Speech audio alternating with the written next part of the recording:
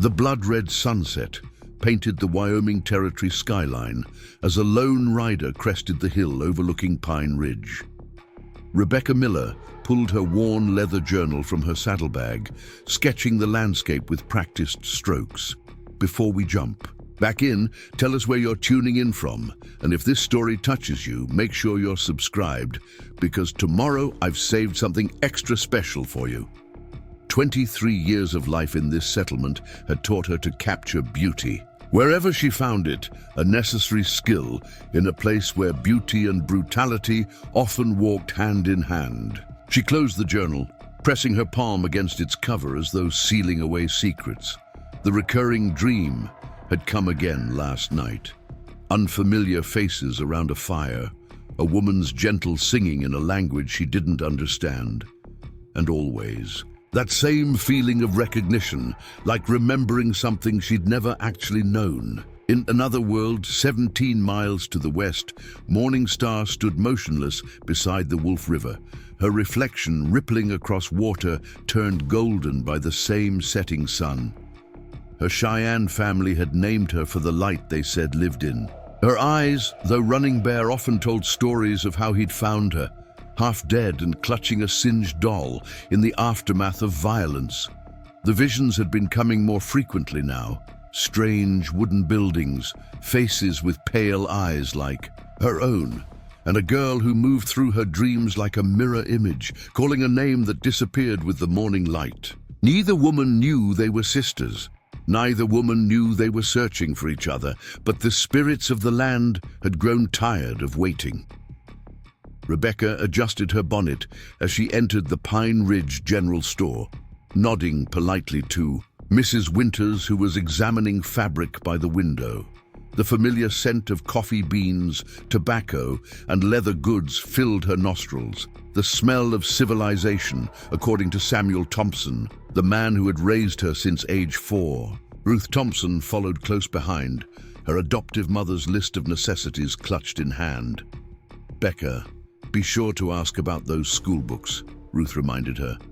"The children can't learn properly from those tattered pages anymore." Rebecca nodded, though her attention had already drifted to the store's newest addition, a young Army lieutenant examining a display of hunting knives. News traveled quickly in Pine Ridge, and she knew this must be Lieutenant Andrew Clark, recently assigned to the area to maintain peaceful relations with the local tribes. The irony wasn't lost on her. Peace maintained at gunpoint was hardly peace at all. "Miss Thompson," the shopkeeper called out, still using her adoptive family's surname, despite the fact that Rebecca had quietly reverted to Miller years ago upon learning of her birth parents. "Your order from back east has arrived." She approached the counter, aware of the lieutenant's gaze following her. The small package contained watercolors, a luxury she'd saved months to afford. Art was her refuge, the one place where the fragments of memory that haunted her could take shape without judgment. "You're quite the artist, I hear," Lieutenant Clark said, stepping beside her. His uniform was crisp, his manner direct but not unkind. "The pastor showed me your painting in the church, the landscape with the peculiar rock formation." "Eagle." "Pass," Rebecca supplied, her voice steady despite the sudden tightness in her chest. She never spoke of how she'd been drawn to paint that specific location over and over, despite having no conscious memory of the place where her birth family's wagon train had been attacked. "Remarkable work," he continued. "Have you ever considered selling your paintings? I'm sure there would be interest back east for authentic frontier scenes." Ruth interjected before Rebecca could respond. "My daughter's talents are a blessing for our community, Lieutenant. Not everything of value needs to be sold." The protective tone was familiar. The Thompsons had sheltered her from much since taking her in, the orphaned survivor of what newspapers had called the Eagle Pass Massacre. 19 settlers killed by marauding Indians, according to the accounts, though Rebecca had learned to question such simplified narratives. She remembered nothing of that day, just the aftermath, Waking in the Thompson home, surrounded by strangers who would become family, and the persistent sense that someone was missing. "Of course, ma'am," the lieutenant replied smoothly. "I only meant to compliment Miss Thompson's skill." "It's Miller," Rebecca corrected quietly. "Rebecca Miller." The silence that followed carried the weight of history, her history, fractured and incomplete. Ruth's expression softened as she touched Rebecca's arm. "We should finish our errands before sundown," Ruth said. "Pastor Hayes is expecting us for supper." As they walked through Pine Ridge's dusty main street, Rebecca couldn't shake the feeling of being watched, not by the lieutenant who had remained in the store, but by something more elusive. The sensation had grown stronger in recent months, a persistent awareness that called her attention to the western horizon, toward the distant mountains where the Cheyenne made their home. Miles away in the Cheyenne village, Morning Star sat, cross-legged before Spotted Fawn's lodge, grinding medicinal herbs with practiced precision. The elderly medicine woman had become her teacher after Yellow Flower noticed her daughter's gift for healing. Morning Star's hands moved steadily, but her thoughts wandered to the dream that had awakened her before dawn. Wooden buildings, strange clothes, and the pale-eyed girl who seemed to carry half her spirit. "Your mind walks in two worlds today," Spotted Fawn observed, her weathered face revealing nothing. Morning Star didn't look up. "The dreams grow stronger as the trading moon approaches." "Dreams are messages," the elder woman replied. "Sometimes from the ancestors, sometimes from parts of ourselves we have forgotten." Morning Star had learned not to dismiss such wisdom, even when it seemed to speak in riddles. Among her people, she had always been different, her lighter hair and eyes a constant reminder of her unknown origins. Running Bear had never hidden the truth of how she came to the tribe, though the full story remained shadowed. She'd been found beside her dead mother after the battle at Eagle Pass, too young to remember, too traumatized to speak. The Cheyenne warriors had brought her back, and Yellow Flower, who had lost her own daughter to fever that winter, claimed the child as a gift from the spirits. "My son returns from hunting today," Spotted Fawn said, changing the subject. "Swifthawk brings news from other villages." Morning Star nodded, feeling the familiar mixture of affection and exasperation that Swifthawk always provoked. Though not related by blood, they had grown up as siblings, his protective nature both comforting and stifling. He opposed her occasional trips to the trading post, fearing the settlers' treatment of a Cheyenne woman, even one with pale eyes. "Perhaps the news will explain why the soldiers moved their camp closer to our hunting grounds," Morning Star replied, her tone carefully neutral. The rhythmic pounding of approaching hoofbeats interrupted their conversation. Swifthawk dismounted. In one fluid motion, his expression grave as he approached the women. He nodded respectfully to his mother before addressing them both. "The Bluecoats bring a new leader," he said. "They ask for a council at the next full moon." Spotted Fawn's eyes narrowed. "What do they want this time?" "They speak of peace while sharpening their knives," Swifthawk replied, the bitterness evident in his voice. "There is talk of a new agreement, new boundaries." Morning Star felt a chill despite the warm afternoon sun. Boundaries had been drawn and redrawn throughout her lifetime, each new line on the white man's maps shrinking the world of her people. "Running Bear will speak with the council elders," Spotted Fawn said, rising slowly. "We must prepare." As the medicine woman walked away, Swifthawk turned to Morning Star, his expression softening. "I brought you something from the trading post." From his pouch, he withdrew a small glass bottle filled with blue powder, the kind she used to create paint for the healing symbols. Such pigments were increasingly precious as traditional sources became harder to obtain. "You went to the trading post?" she asked, surprised. "Alone." A smile flickered across his face. "The trader James Wilson asks about you. His wife sent dried apples." He hesitated before adding, "There is a new blue coat officer. He asks many questions about our people." "What kind of questions?" "About our customs, our movements." "Swift." Hawk shrugged. "And about children taken in after battles long ago." Morningstar's hand stilled over the herbs. "What did you tell him?" "Nothing of you," he assured her. "Preparing and narrating this story took us a lot of time, so if you are enjoying it, subscribe to our channel. It means a lot to us. Now back to the story." But he seemed to know already about a child saved from Eagle Pass. The familiar name sent a tremor through her body.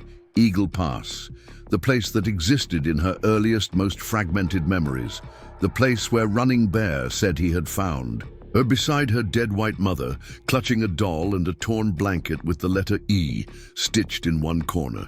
"The trading fair comes with the next moon," Swifthawk continued, watching her closely. "Running Bear says we will not attend this year. It is safer to stay away from the settlers until we know what the new officer intends." Morningstar nodded.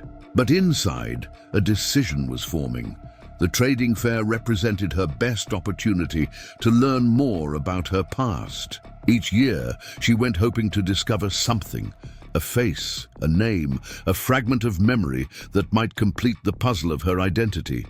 If her dreams were indeed messages, as Spotted Fawn suggested, perhaps this year they would lead her to answers. Back in Pine Ridge, Rebecca sat stiffly at Pastor Hayes's dinner table, pushing food around her plate while conversations swirled around her. The pastor's wife, a kind woman with perpetually worried eyes, was expressing concern about the upcoming trading fair. "Is it truly wise to proceed with so many new reports of unrest?" she asked.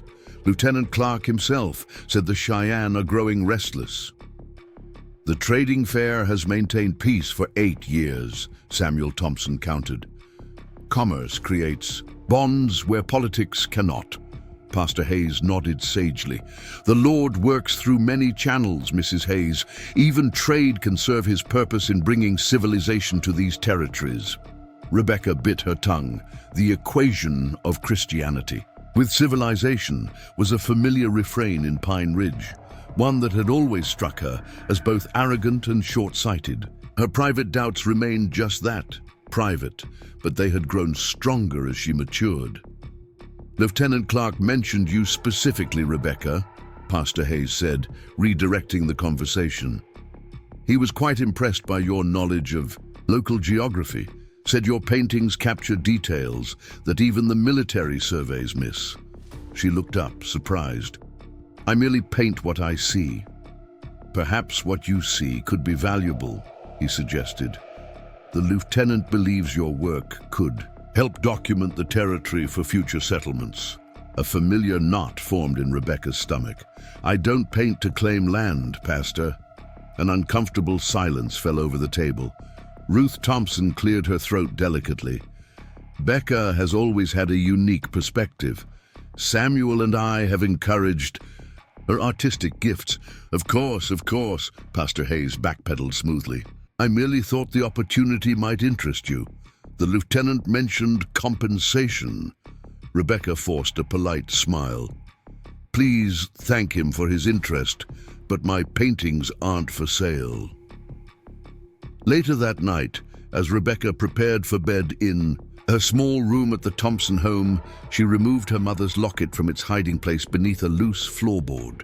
The tarnished silver oval contained a tiny portrait of Jonathan and Martha Miller on their wedding day. They looked young, hopeful, and utterly foreign to her. These people whose blood ran in her veins, but whose lives remained a mystery. Beside the locket lay the only other item she possessed from her birth family, half of a hand-carved wooden horse split jaggedly down the middle as though torn apart. The break wasn't clean. It had splintered unevenly, leaving a pattern of ridges. and valleys that Rebecca had traced countless times with her fingertips, wondering where the other half might be. Samuel had explained that it was clutched in her hand when they found her, hiding beneath an overturned wagon after the attack. With careful movements, she opened her journal and added to the sketch she'd begun that morning, the landscape from her dream, mountains cradling a river valley. Despite never having seen this place, her hand moved with confidence, as though copying from memory rather than imagination. As the first stars appeared outside her window, Rebecca made a decision. This year, she would do more than just attend the trading fair with the Thompsons. This year, she would find answers to the questions that had haunted her since childhood. Dawn broke over the Cheyenne village with the soft pastels that Morning Star had come to associate with possibility. She moved quietly, gathering only what she would need for several days' journey: medicines, dried meat, her small copper knife, and the precious blue pigment Swifthawk had given her. Most importantly, she wrapped the half of a wooden horse carving in a piece of soft hide and tucked it into her medicine pouch. Running Bear had given it to her on her 16th winter, explaining it had been clutched in her small fist when he found her. One side was jagged, as though it had been broken or torn from a complete figure. "Where are you going?" Yellow Flower's voice came from behind her. Morning Star turned to face her adoptive mother, seeing the knowledge already in the older woman's eyes. "To the trading fair," she answered honestly. Yellow Flower nodded slowly. "Running Bear will be angry. I will return before the council with the blue coats. That is not what concerns him." Yellow Flower stepped closer, reaching out to touch Morning Star's cheek. "He fears you will find what you seek, and it will take you from us." The simple statement held so much love, fear, understanding, that Morning Star felt tears threaten. "You and Running Bear gave me life when mine was nearly taken. Nothing can change that. The path between two worlds is never easy to walk," Yellow Flower said softly. "But perhaps it is your path." From a pouch at her waist, Yellow Flower withdrew a small object wrapped in soft leather. "This was with you when Running Bear brought you to our lodge. I have kept it, waiting for when the time was right." Morning Star carefully unwrapped the bundle. Inside lay a silver locket, tarnished with age, its chain broken. With trembling fingers, she pried it open to reveal a tiny portrait of a young couple. A woman with eyes startlingly similar to her own, and a bearded man whose smile seemed kind. "My birth parents," she whispered. Yellow Flower nodded. "The woman was already walking with the ancestors when Running Bear found you. He buried her with honor, but kept this for when you were ready to carry the weight of your past." Morning Star closed the locket, feeling its physical weight in her palm, so light, yet carrying the heaviness of identity, of questions long unanswered. "Swifthawk will follow you," Yellow Flower said, her practical nature reasserting itself. "He left at first light to hunt, but he knows your heart. He will find your trail." The knowledge brought both irritation and comfort. Morning Star embraced her mother, inhaling the familiar scent of sage and pine that always clung to Yellow Flower's clothing. "Tell Running Bear I carry his teachings with me," she said. "I will return with the waning moon." Yellow Flower stepped back, her face composed once more. "May your ancestors guide your steps, daughter, both those who gave you blood and those who gave you life." Morning Star mounted her pinto mare and rode west toward Clearwater Junction, where the trading fair would begin in 2 days' time. The journey would take her closer to Pine Ridge than she had been in years, skirting the edges of settler territory.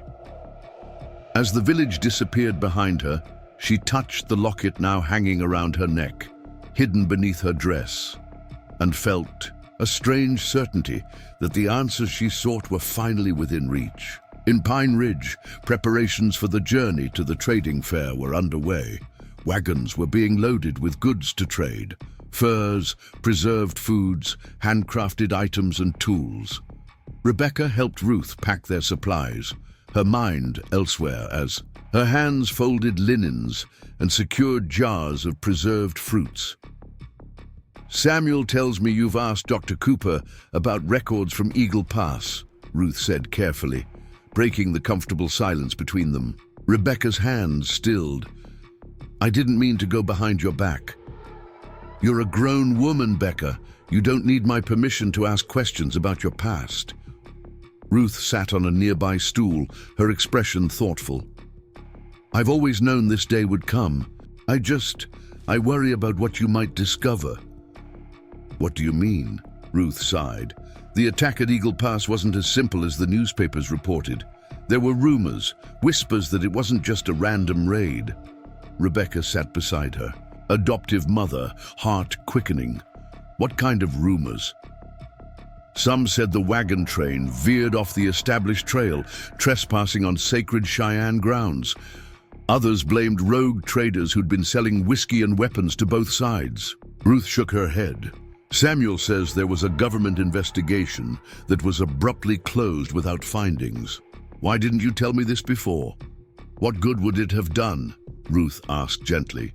"You were a child who'd lost everything. We wanted to protect you from more pain, more confusion." She reached for Rebecca's hand.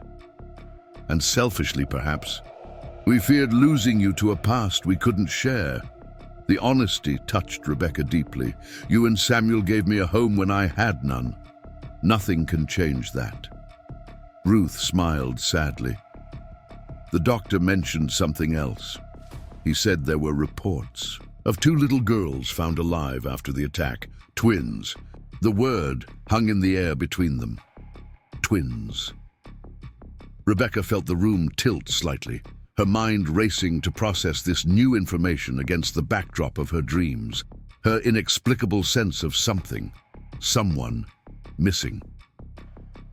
"What happened to the other girl?" she asked, her voice barely above a whisper.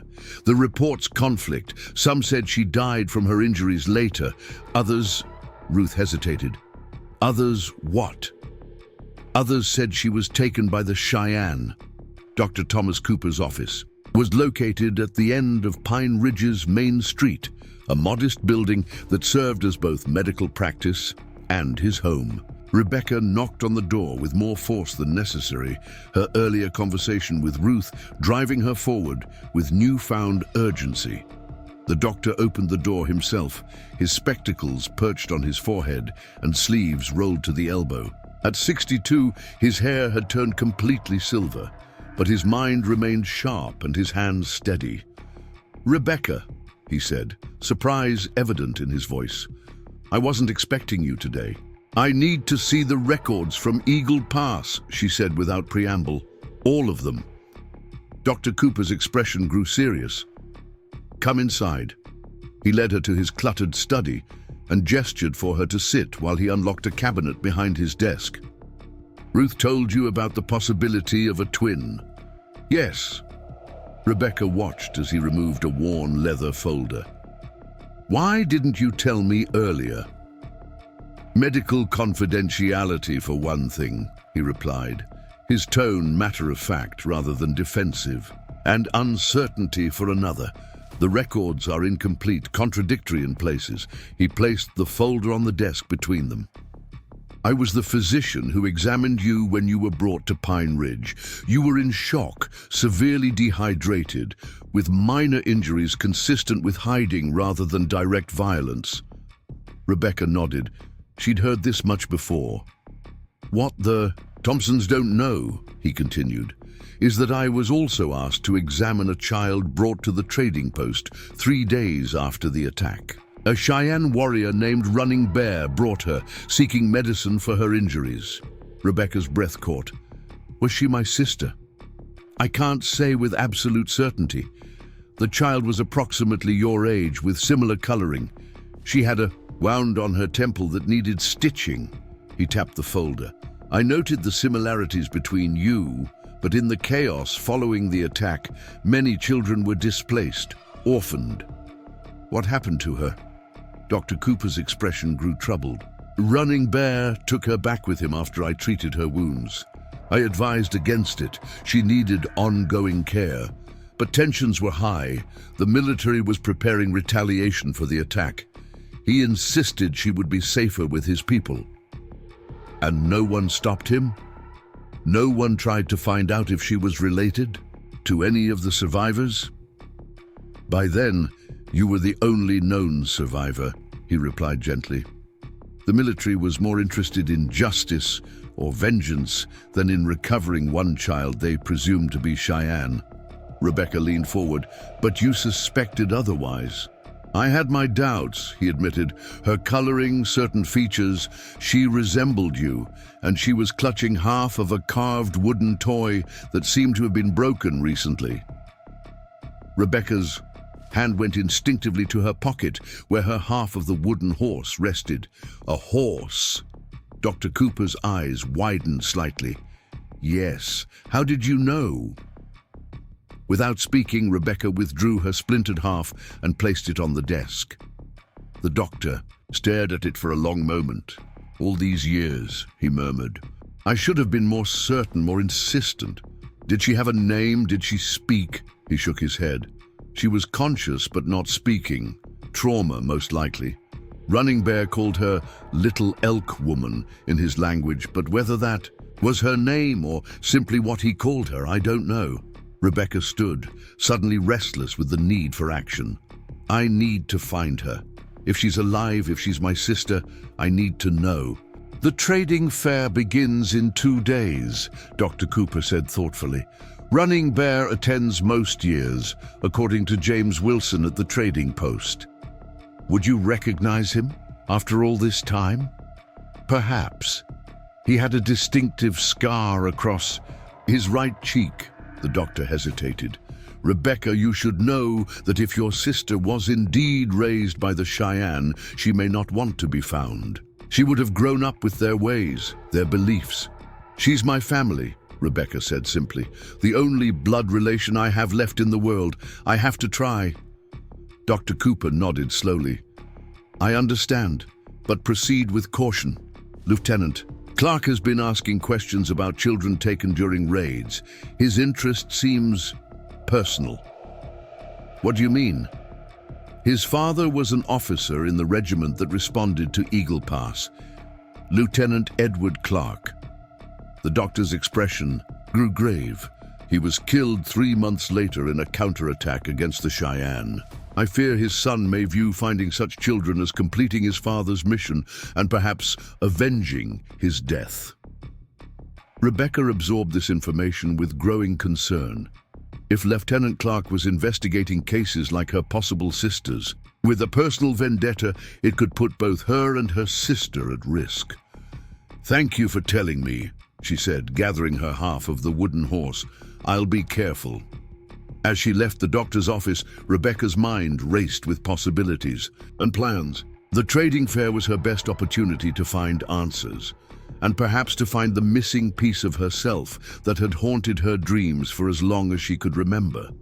But she would need to proceed carefully, navigating not only cultural divides but also the complicated politics of a frontier still raw from decades of conflict. The sky darkened as Rebecca walked back toward the Thompson home, clouds gathering over the distant mountains like harbingers of the storm to come.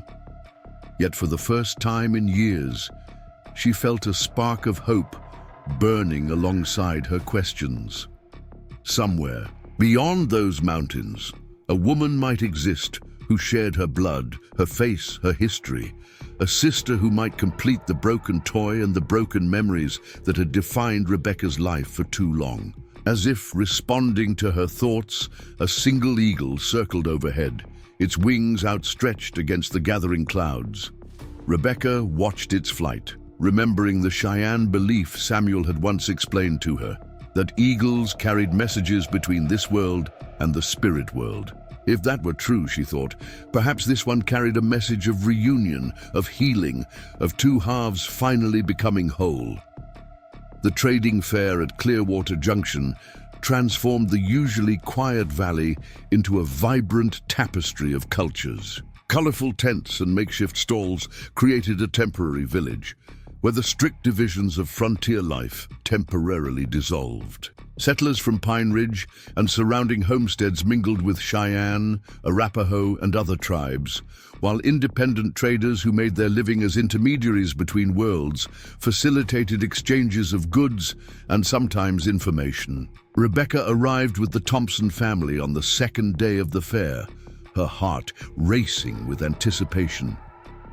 She had shared some of what she'd learned with Samuel and Ruth, though not everything. The possibility of a twin sister raised by the Cheyenne seemed too fragile, too precious to voice fully. What if she was wrong? What if Dr. Cooper's memories were mistaken? What if her sister was dead or had no interest in reconnecting with a past she couldn't remember? Samuel guided their wagon toward the designated area for Pine Ridge settlers, the wheels kicking up, dust as they joined the growing line of vehicles. "Remember to stay close," he reminded Rebecca as they began to unload their trading goods. "The fair may seem peaceful, but tensions run deeper than they appear." Rebecca nodded absently, her gaze already scanning the far side of the valley where several Cheyenne families had established their camp. Brightly decorated tipis stood in a semicircle, horses grazing nearby under the watchful eyes of young men. Dr. Cooper had described Running Bear as a respected warrior with a scar across his right cheek, but from this distance she could distinguish little beyond the general activity of the camp. "Stop staring, Becca," Ruth whispered, nudging her gently. "Help me set out the preserves." Rebecca turned her attention to unpacking jars of wild berry preserves, honey, and pickled vegetables that represented months of Ruth's careful work. The familiar task did little to calm her racing thoughts. How would she approach the Cheyenne camp without drawing unwanted attention? What would she say if she found Running Bear, or better yet, the woman who might be her sister? "Miss Miller." The voice startled her from her thoughts. Lieutenant Clark stood before their wagon, his uniform impeccable despite the heat and dust. Though he smiled, his eyes remained watchful, calculating. "Lieutenant," she acknowledged with a nod. "What a pleasant surprise to see you here." His tone suggested it was anything but a surprise. "I hadn't realized you had an interest in trading." Samuel stepped forward, extending his hand. "Samuel Thompson, sir. We bring goods every year. The fair helps maintain good relations between our communities." The lieutenant shook his hand briefly. "Of course, very admirable." His gaze returned to Rebecca. "I wonder, Miss Miller, if I might have a word. Your knowledge of the local geography could be quite valuable to my current assignment." Before Rebecca could formulate a response, Ruth intervened. "I'm afraid we need Becca's help setting up our stall, Lieutenant. Perhaps later." "Of course, Ma'am." He tipped his hat. "I'll return when you're settled." As he walked away, Samuel frowned. "What does he want with you?" Rebecca busied herself arranging jars. "He's interested in my paintings. Dr. Cooper says he's been asking questions about children taken during raids years ago." Ruth and Samuel exchanged a glance, heavy with meaning. "Be careful, Becca," Samuel said quietly. "Men like him see the world in simple terms, us and them. Your questions about your past could be misinterpreted." Rebecca understood the warning all too well. If Lieutenant Clark learned she was searching for a sister potentially living with the Cheyenne, he might use that information to further whatever agenda he was pursuing. The lieutenant's pleasant demeanor masked something harder, more driven, a quality that made Rebecca increasingly uneasy. Across the fairgrounds, Morning Star arrived alone, guiding her pinto mare through the outskirts of the gathering. She wore a simple doeskin dress, her long hair braided with a single eagle feather, an understated appearance that would attract less attention than the more elaborately adorned Cheyenne women. The silver locket remained hidden beneath her clothing, a secret weight against her chest. She had traveled through the night, taking advantage of the full moon to make her way across the rolling prairie. By dawn, she'd reached the small creek that marked the boundary of the neutral ground where the trading fair took place. There, she'd waited, watching the fairgrounds come to life from a distance, gathering her courage for what lay ahead. Now, as she moved among the colorful stalls and tents, Morning Star fought the competing urges to blend into the background and to search every face for answers. The locket and wooden horse half seemed to pulse against her skin, pulling her forward, even as caution held her back. Morning Star! She turned to see Margaret Wilson, the trader's wife, waving from beside a wagon laden with goods. Though technically a settler woman, Margaret had earned respect among many tribal people for her efforts to learn their languages and customs. Her husband, James, operated one of the most reliable trading posts in the territory, dealing fairly with all sides in a region where fairness was often in short supply. "We didn't expect to see you here," Margaret said as Morning Star approached. "Running Bear told James your people might stay away this year." "I came alone," Morning Star admitted, keeping her voice low. "There are things I need to know that can only be found here." Understanding flickered across Margaret's weathered face. "You're seeking answers about your past." It wasn't a question. Morning Star had never discussed her origins with Margaret. Directly, but little remained secret in territories where survival often depended on knowing who and what moved across the land. "Perhaps," she acknowledged. "Have the Bluecoats arrived?" "Lieutenant Clark and a small detachment." Margaret nodded toward the far side of the fair, where several uniformed men moved among the stalls. "He's been asking questions that stir old wounds. James thinks he has a personal interest in past conflicts." "What kind of questions?" "About children taken after raids, specifically after Eagle Pass." Margaret studied Morning Star's face carefully. "You should know. There's a woman from Pine Ridge who's been asking similar questions. A settler woman named Rebecca Miller." Morning Star controlled her expression, but her pulse quickened. What does she want? "She was at Eagle Pass as a child, one of the few survivors." Margaret lowered her voice further. "James thinks she's looking for family." The possibility sent a jolt through Morning Star's body. Anticipation mingled with fear. Could this woman be connected to her past? To the faces in the locket, to the strange dreams that had haunted her for as long as she could remember. "Where might I find her?" she asked, striving to keep her voice casual. Margaret pointed toward a row of settler stalls. The Thompson family's wagon, blue canvas near the central fire pit. "She helps a woman sell preserved foods." She hesitated, before adding, "Be careful, Morning Star. The lieutenant watches her closely." Morning Star thanked Margaret and moved away, her mind racing. She had come seeking answers, but the reality of potentially finding them terrified her in ways she hadn't anticipated. What if this Rebecca Miller recognized her? What if she didn't? What if learning the truth meant choosing between the identity she'd built and the one she'd lost? Meanwhile, Rebecca had seized a rare moment of solitude when Ruth and Samuel were occupied with customers.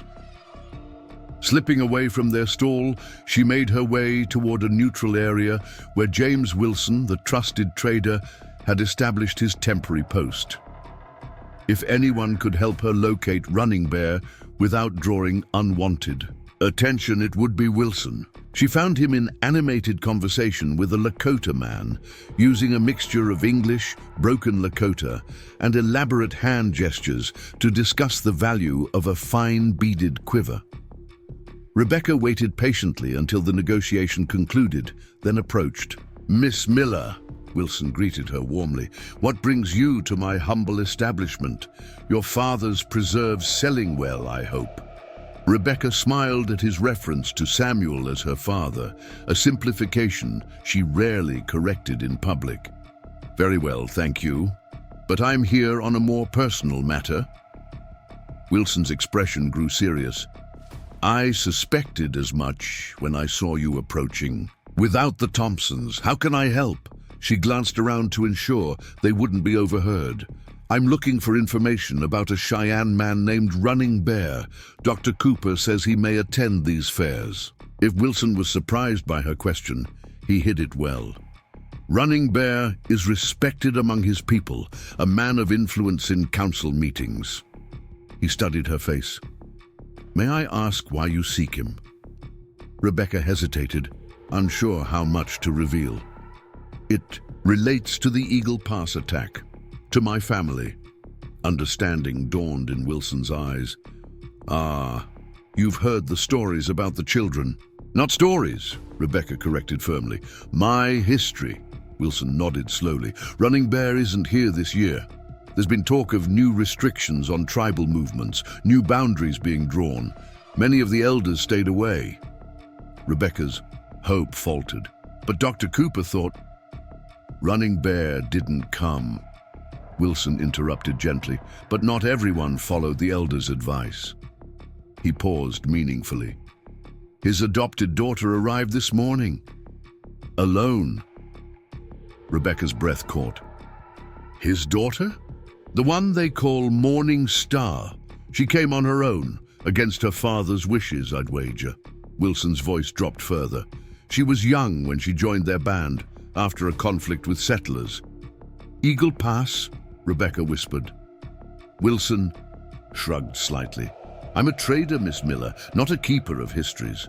But if you're seeking connections to your past, that young woman might hold answers. His expression grew concerned. Approach carefully, though. Lieutenant Clark has been watching newcomers closely, especially those from the Cheyenne bands. Where can I find her? Last I saw, she was speaking with my wife near our supply wagon. He gestured toward the eastern edge of the fairgrounds. She wears a simple buckskin dress, single braid with an eagle feather. Moves quietly, watches everything. Rebecca thanked him and turned to go, her heart pounding so loudly she was certain others must hear it. A woman who might be her sister was here within the same fairgrounds, breathing the same air. Miss Miller, Wilson called after her. One more thing. Morning Star has eyes the color of spring rain, unusual among her people. He let the implication hang in the air between them. Eyes like Rebecca's own. She moved through the crowded fairgrounds with newfound purpose, scanning every face, every figure for the woman Wilson had described. The noise and bustle faded to a distant hum as her focus narrowed to this singular mission. Twice she glimpsed women in buckskin dresses, only to realize they weren't who she sought. The disappointment each time was physical, a tightness in her chest that made breathing difficult. Lieutenant Clark's voice cut through her concentration. Miss Miller, I've been looking for you. Rebecca turned to find him standing directly in her path, his expression pleasant, but his posture blocking her way forward. Behind him, two soldiers maintained a careful watch over the crowd. I'm rather busy at the moment, Lieutenant, she said, struggling to keep the frustration from her voice. Yes, I can see that. His smile didn't reach his eyes. Wandering unaccompanied through areas primarily frequented by tribal visitors. Quite busy indeed. The condescension in his tone sparked anger within her. The trading fair is neutral ground. Lieutenant, I'm free to walk where I please. Of course, he agreed smoothly. I merely expressed concern for your safety. These are unsettled times. He stepped closer, lowering his voice. I understand you've been asking questions about Eagle Pass, about children taken after the attack. Rebecca maintained her composure. With effort. My family died there, Lieutenant. It's natural to want to understand what happened. Certainly. In fact, we share that interest. His gaze intensified. My father was Lieutenant Edward Clark. He led the military response to the massacre. 3 months later, he was killed in a skirmish with the same Cheyenne band, believed responsible for Eagle Pass. The revelation confirmed Dr. Cooper's warning about Clark's personal motivations. Rebecca chose her next words carefully.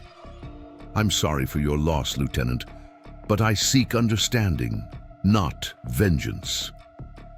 Something hardened in his expression. Understanding requires truth, Miss Miller.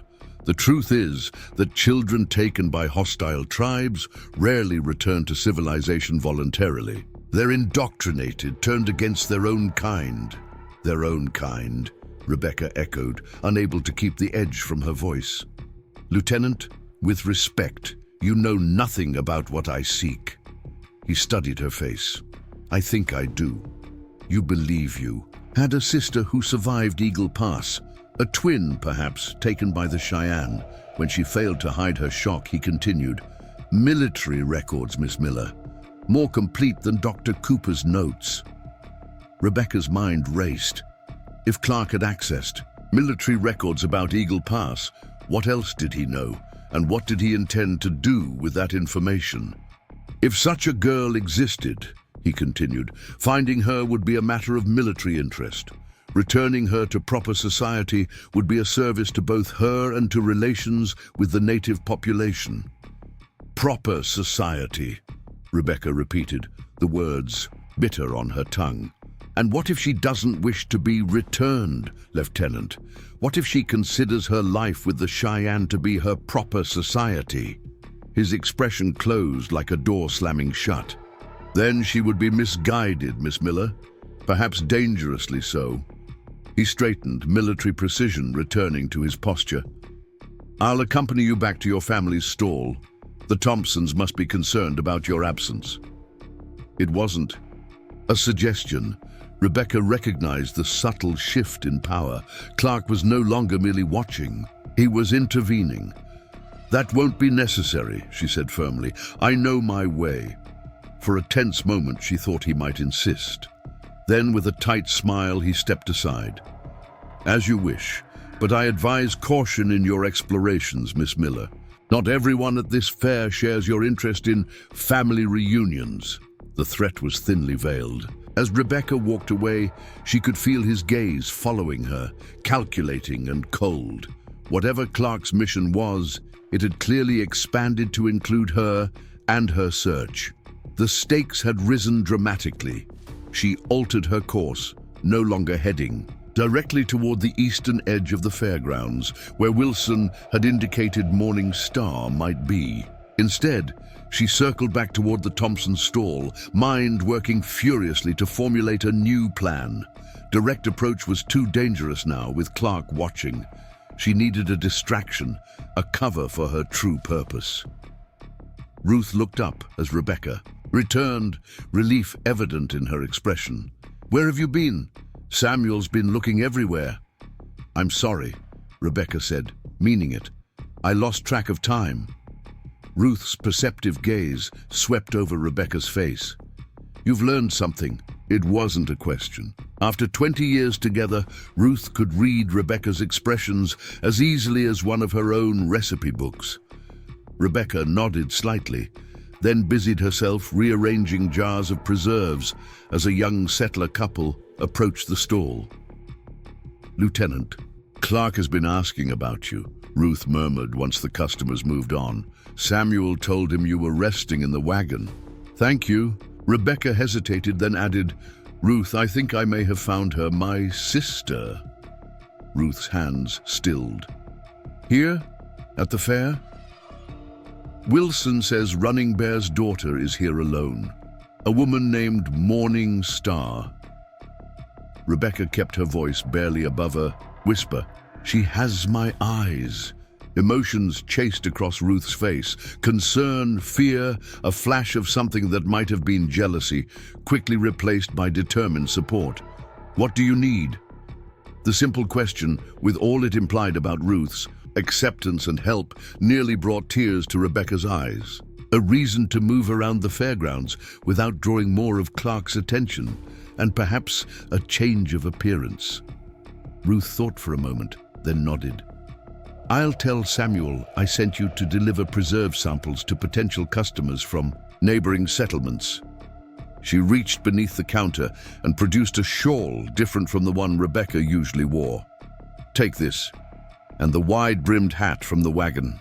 As Rebecca gathered the items, Ruth added, "Be careful, Becca. If this woman is your sister, that's a blessing beyond measure.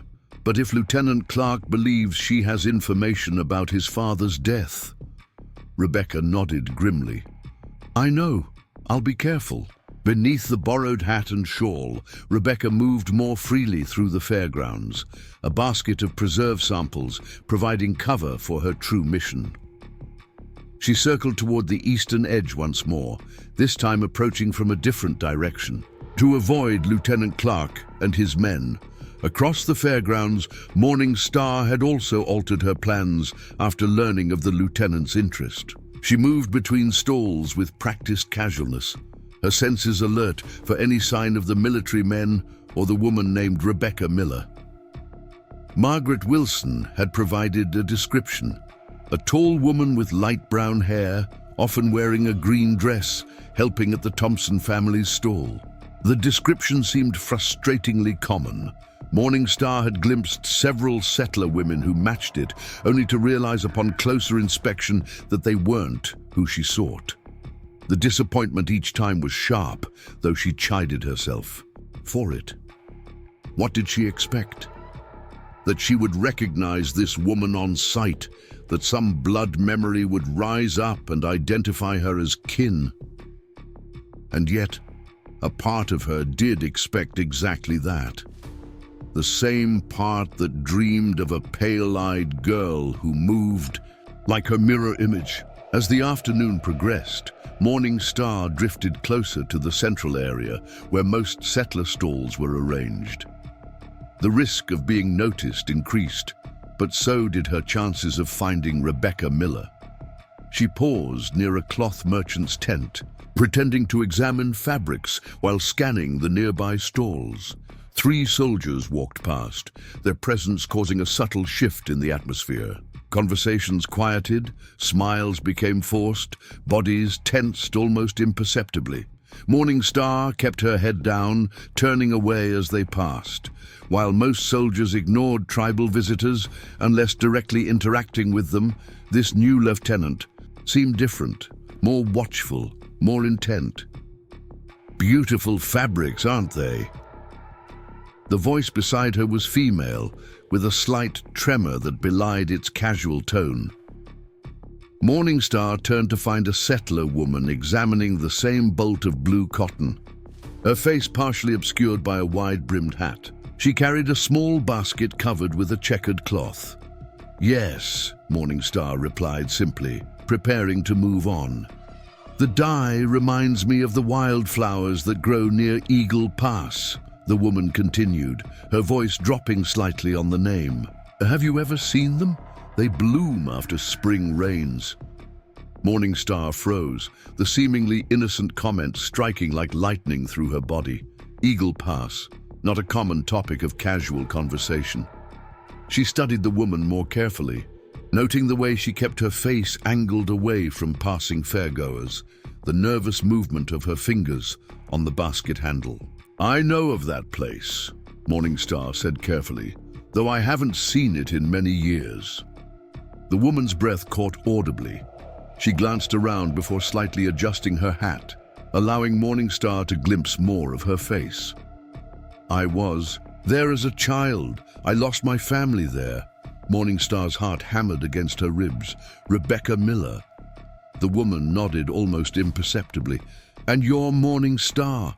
Time seemed to suspend around them as they stood, separated by inches and decades of different lives, studying each other's faces with hungry eyes. Morning Star saw her own features reflected back at her, the same high cheekbones, the same curve of jaw, the same unusual pale blue eyes that had always marked her as different among the Cheyenne. "We should not speak here," Morning Star said softly. "The blue coat watches for us both." Rebecca nodded. "Behind the northern horse corrals, there's a stand of cottonwoods. In 1 hour." She hesitated, then added, "I have something that belongs with you. Half of something broken."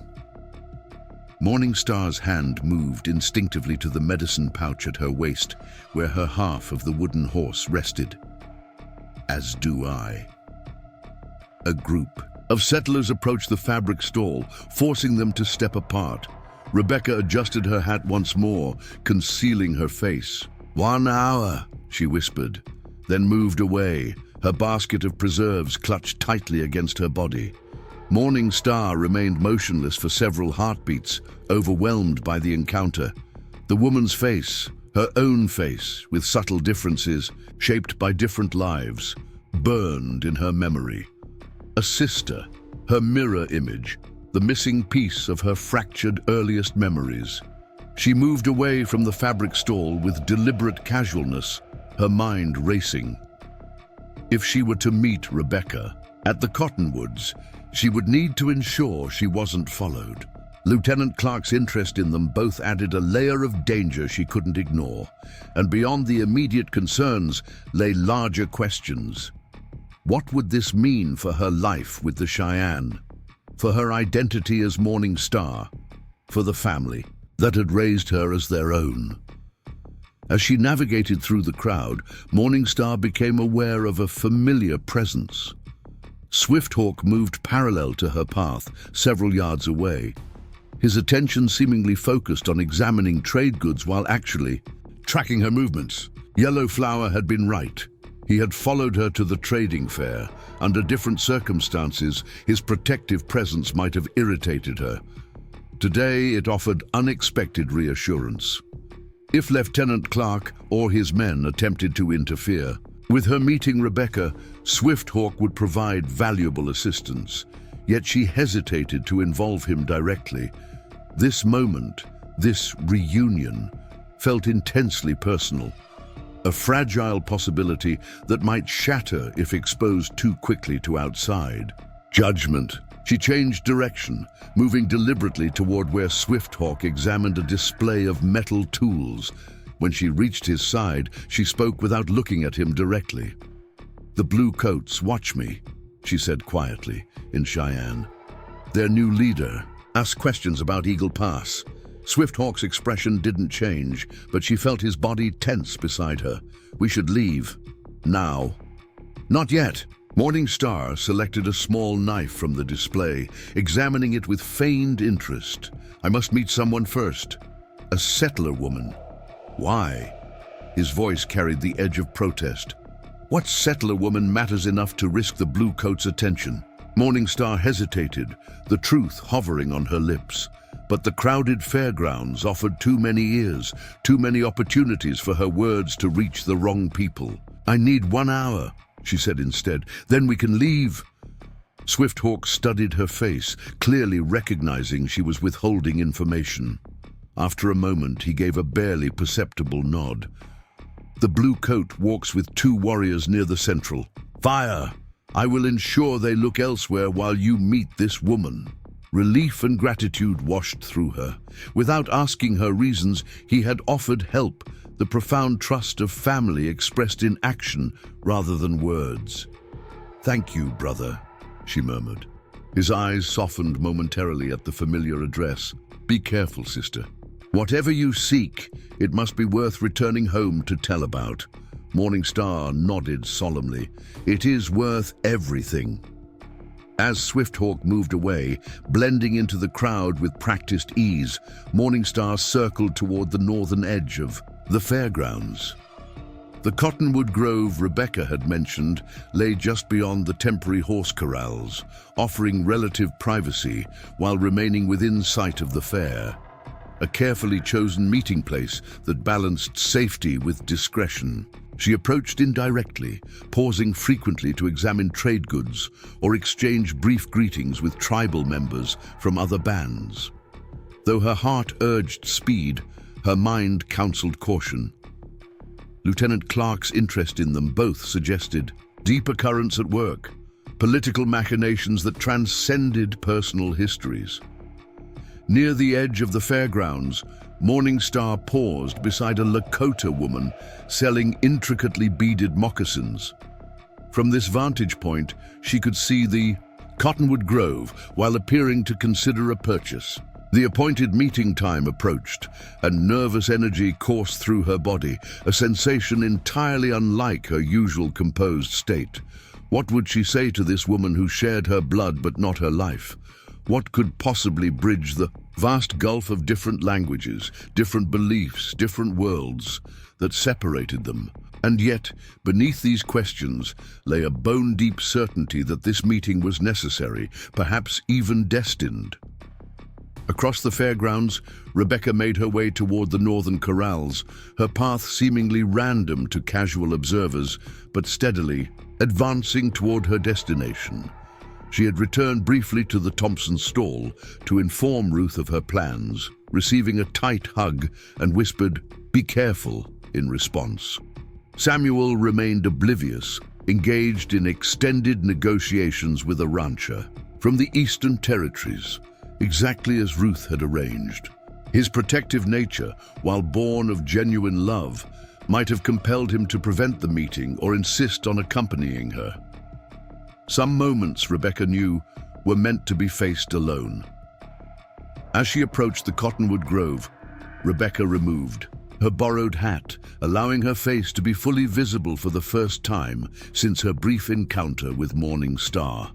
The risk felt necessary, a gesture of trust and openness before a meeting that would change everything. The grove stood quiet in the late afternoon light, dappled shadows dancing across the ground as a gentle breeze stirred the leaves overhead. Rebecca stepped beneath the outermost trees, her senses heightened by anticipation and fear. Had Morning Star changed her mind? Had she been prevented from coming? Had Lieutenant Clark somehow intercepted her? "You came alone." The voice came from behind her, causing Rebecca to turn sharply. Morning Star stood several paces away, her posture balanced, between approach and retreat. In the filtered light beneath the trees, the resemblance between them was unmistakable. Mirror images shaped by radically different lives. "Yes," Rebecca replied, her voice barely above a whisper. "Though Ruth, my adoptive mother, knows where I am." Morning Star nodded. "Swift Hawk follows me. He watches for the blue coats." They studied each other in momentary silence, drinking in details. The way Morning Star's hair was arranged in a single braid adorned with an eagle feather. The calluses on Rebecca's hands from hours of painting. The subtle differences in how they carried themselves despite identical bone structures. "You have our mother's eyes," Morning Star said finally. "I never knew until Yellowflower gave me this." From beneath her dress, she withdrew the silver locket, holding it in her palm like an offering. Rebecca's breath caught. "May I?"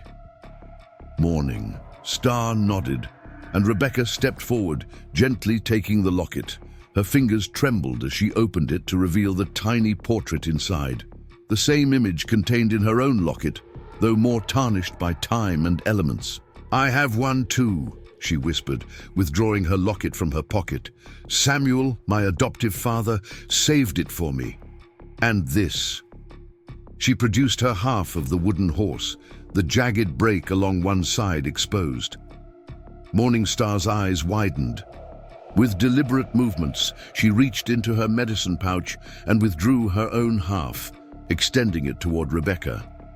Their hands met in the space between them, fitting the broken pieces together like a puzzle finally completed. The wooden horse became whole again, a simple toy carved by a father for his twin daughters, broken during the violence that had separated them, now reunited just as they themselves were reunited. "Elizabeth," Rebecca whispered, the name coming. From some deep place of memory, "Father called you Lizzie." Morning Star, Elizabeth, stared at the joined wooden horse, emotions chasing across her face. "I don't remember," she admitted, her voice catching. "Running Bear found me beside our mother. He says I was holding this and a blanket with a letter E." "Elizabeth Miller," Rebecca confirmed. "We were 4 years old when the attack happened. Dr. Cooper says you were injured. That's why Running Bear brought you to him for treatment." Morning Star nodded slowly. "I have a scar," She touched her temple, where a thin white line was partially hidden by her hair. Yellow Flower says I didn't speak for many moons after joining their lodge. Trauma, Rebecca murmured. We both experienced it differently. I have no memory of the attack itself, just waking afterward in the Thompson home. They lapsed into silence, both aware of the monumental nature of their reunion and the complicated reality it presented. They were sisters, twins, yet raised in worlds so different they might as well have grown up on separate planets. The Blue Coat Lieutenant, Morningstar said finally. He searches for me. Rebecca nodded grimly. His father was killed in a conflict with the Cheyenne after Eagle Pass. I think he views finding you as completing his father's mission and proving that the attack was unprovoked. Was it? Morningstar asked, her gaze direct. Running Bear says our wagon train entered sacred grounds despite warnings. The question struck Rebecca like a physical blow. She had never considered that the settlers, her parents included, might have provoked the violence that claimed their lives. I don't know, she admitted. The newspapers called it a massacre, but Dr. Cooper said there were conflicting accounts. She hesitated before adding, does it matter? We were children, innocent. Morningstar considered this. To the Blue Coats, it matters. To justify what followed, the burning of villages, the forced movements, the children taken, her expression hardened slightly. To me, it matters only that Running Bear found me, that Yellow Flower cared for me, that they gave me life when mine was broken. They are your family, Rebecca acknowledged, understanding dawning, as the Thompsons are mine. Yes. Morningstar's eyes softened. But now, I find I have more family than I knew. The simple statement bridged the cultural divide between them more effectively than any elaborate speech could have. Rebecca felt tears sting her eyes as the full weight of the moment settled over her. She had found her sister, her blood, her missing half. What happens now? She asked softly. Before Morningstar could answer, Swift Hawk's voice called from the edge of the grove, a rapid stream of Cheyenne that required no translation to convey its urgency. Morningstar's posture changed instantly, alertness replacing the openness of moments before. The Blue Coats come, she translated, already gathering her belongings. With many men. Rebecca's mind raced. Lieutenant Clark must have realized we've met. We need to leave, both of us. Where? Morningstar asked practically. They watch the fairgrounds. They will search for us. Rebecca made a swift decision. The Thompson wagon. Ruth will help us. She reached for her sister's hand. Please, trust me. We can't let them separate us again. Morningstar hesitated only briefly before clasping Rebecca's hand. Swift Hawk will create confusion. We go. To your wagon. As they prepared to leave the safety of the grove, Rebecca felt the wooden horse halves in her pocket, reunited after years apart, just as they themselves had reunited. Whatever came next, whatever choices awaited them, this moment of recognition and connection could never be undone. They were sisters, they were survivors, and together they would determine their own fate. Swift Hawk moved through the crowd with practiced efficiency, drawing attention away from the cottonwood grove. He approached a group of young Arapaho men near the central fire, exchanging quiet words that sent them hurrying in different directions. Within moments, a commotion erupted at the eastern edge of the fairgrounds. Horses breaking loose from their makeshift corral, thundering between stalls and scattering traders and customers alike. Lieutenant Clark's attention immediately diverted to the chaos, barking orders to his men as they rushed to contain the situation. In the ensuing confusion, Rebecca and Morningstar slipped from the cottonwood grove, moving swiftly along the perimeter of the fairgrounds toward the cluster of settler wagons. Keep your head down, Rebecca murmured, guiding her sister through the maze of vehicles. The blue canvas wagon near the oak tree, that's ours. Morningstar matched her pace perfectly, their bodies instinctively moving in similar rhythms despite years of separation. "Swift Hawk will find us," she said quietly, "when he can." They reached the Thompson wagon unnoticed, the surrounding area temporarily deserted, as most settlers had rushed toward the commotion with the horses. Ruth stood, alone beside their stall, her face tight with worry that dissolved into momentary shock when she saw the two women approach. "Dear God," she whispered, her eyes moving between their identical faces. "It's true." "Ruth," Rebecca said urgently, "this is Morning Star. Elizabeth, we need to hide. Lieutenant Clark is looking for us." To her credit, Ruth recovered quickly from her astonishment. "The wagon," she directed, already moving to help them, "under the false floor in the back. Samuel built it to protect valuables during travel." Morning Star hesitated, glancing at Rebecca with a question in her eyes. Rebecca nodded reassuringly. "Ruth helped raise me. We can trust her."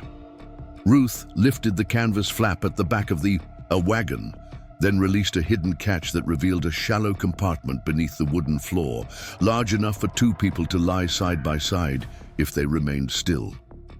"Quickly," she urged, as shouts grew louder from the direction of the horse corral. "Samuel doesn't know yet. I'll explain once he returns." Morning Star's gaze swept the area once more before she ducked into the wagon. Rebecca followed, squeezing into the confined space beside her sister. Ruth covered them with the false floor, then arranged several crates of preserves over the hidden compartment. "Stay silent," she whispered, before closing the canvas flap. In the sudden darkness, Rebecca became acutely aware of her sister's presence. The sound of her measured breathing, the faint herbal scent that clung to her clothes, the whisper of leather as she shifted position. How strange that this person, genetically identical to herself, could feel simultaneously familiar and unknown. "Your mother," Morning Star said softly, her voice barely audible. "She helps us without question." "Adoptive mother," Rebecca corrected, gently.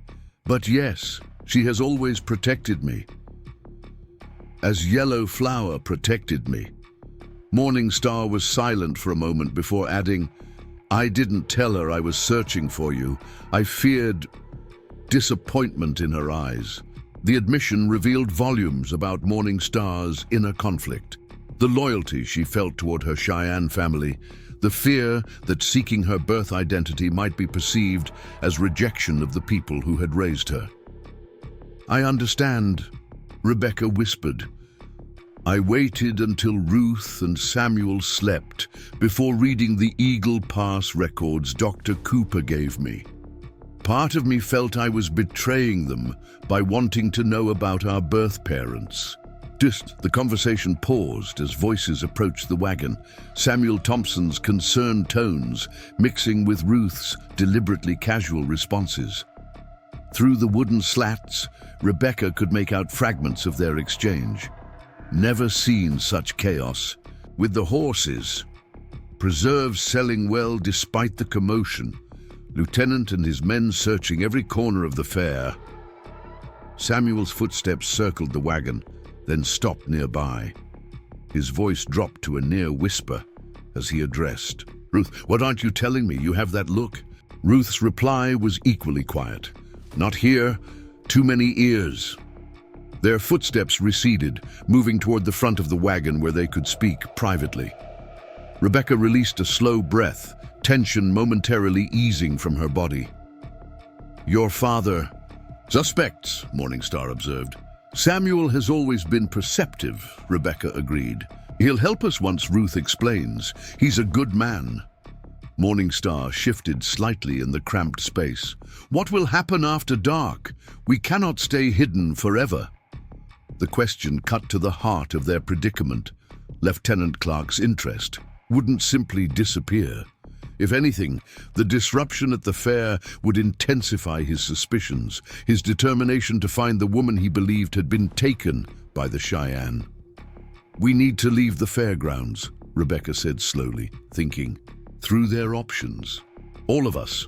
Return to Pine Ridge where Dr. Cooper can help, or go to my people, Morningstar finished, where the blue coats have less authority.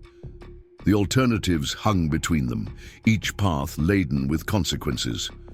Return to Pine Ridge, and Morningstar would enter a world that had vilified her adoptive people, where her very existence would be viewed as proof of savage abduction rather than compassionate rescue. Go to the Cheyenne village, and Rebecca would be the outsider, the white sister whose government relentlessly pushed native peoples from their lands. Before either could speak further, the canvas flap at the rear of the wagon lifted. Rebecca tensed, but it was Ruth's face that appeared in the opening, her expression tense. "Lieutenant Clark is conducting a systematic search of the fairgrounds," she whispered. "Samuel is creating a distraction, but they'll reach our wagon soon. You need to move." She helped them out of the hiding place, her movements efficient despite the obvious strain on her face. Once they stood in the relative privacy behind the wagon, Ruth pressed a small bundle into Rebecca's hands. "Food, water, and a blanket," she explained. "And this." She removed a folded paper from her pocket. A map, Samuel marked with safe routes north toward the abandoned Miller homestead. It's isolated, rarely visited. You can shelter there while deciding your next steps. Rebecca embraced Ruth tightly, emotion closing her throat. "Thank you for everything." Ruth held her at arm's length, her eyes suspiciously bright. "You've always been my daughter in every way that matters. Finding your sister doesn't change that." She turned to Morningstar, her gaze direct and honest. "And you, child, your path back to Rebecca proves the power of blood ties. I honor that bond." Morningstar inclined her head respectfully. "Your daughter speaks of your kindness. Now I witness it myself." A shout from nearby broke the moment. Ruth quickly guided them toward the rear of the wagon line. "Samuel will meet you at the creek crossing with horses after nightfall. Until then, stay hidden in the eastern woods." Lieutenant Clark focuses his search westward. As they prepared to slip away, Ruth gripped Rebecca's arm once more. "Be careful, both of you. The lieutenant's interest goes beyond military duty. There's something personal driving him."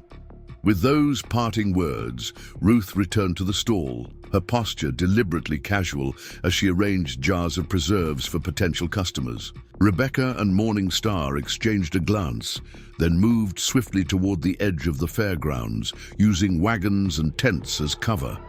They had nearly reached the perimeter when a soldier appeared directly in their path, his hand instinctively moving to his rifle as he registered their presence. "Halt!" he ordered, eyes widening as he took in their identical faces. "Lieutenant Clark, over here!" Morningstar reacted instantly, her voice dropping to a strange, guttural register as she uttered what sounded like Cheyenne prayer words. She swayed slightly, her eyes rolling back to show only whites. The young soldier took an involuntary step backward, momentary fear crossing his face. "She's having one of her spells," Rebecca improvised quickly, supporting her sister with an arm around her waist. "Please, let us pass. She needs medicine." The soldier hesitated, clearly unsettled by Morningstar's convincing performance. "I have orders to detain any..." "Is there a problem, Private?" The new voice belonged to James Wilson, the trader, who approached with deliberate nonchalance. "Ah, Miss Miller, your friend seems unwell again." "Yes, Mr. Wilson," Rebecca replied, grateful for his unexpected assistance. "The same ailment as before." Wilson nodded sagely to the soldier. "Nothing to concern yourself with, Private. The poor woman suffers from falling sickness. Quite alarming to witness, but not contagious. Miss Miller knows how to treat her." Soldier wavered, military discipline warring with superstitious unease as Morningstar continued her unsettling performance, now adding a slight tremor to her limbs. "We need to get her to the creek," Rebecca pressed, sensing the soldier's uncertainty. "The cool water helps break the fever." "Let them pass, Johnson," Wilson advised. Lieutenant Clark is looking for Cheyenne women, not sick settlers. You've more important duties than escorting invalids." The appeal to the soldier's sense of purpose worked. With visible relief, he stepped aside, eager to distance himself from the disturbing spectacle Morning Star presented. "Thank you," Rebecca murmured to Wilson as they passed. The trader gave an almost imperceptible nod. "Eastern path through the cottonwoods," he whispered. Margaret left supplies in the hollow tree. They moved away quickly, Morning Star maintaining her act until they reached the edge of the fairgrounds.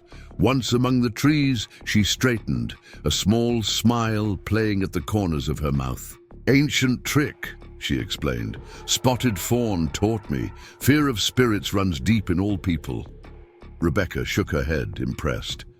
"You nearly frightened me as well." They moved deeper into the woods, following a narrow game trail that led toward the creek Wilson had mentioned. The sounds of the fair gradually faded behind them, replaced by bird calls and the rustle of leaves. After nearly 20 minutes of steady walking, they reached a massive cottonwood with a hollow trunk.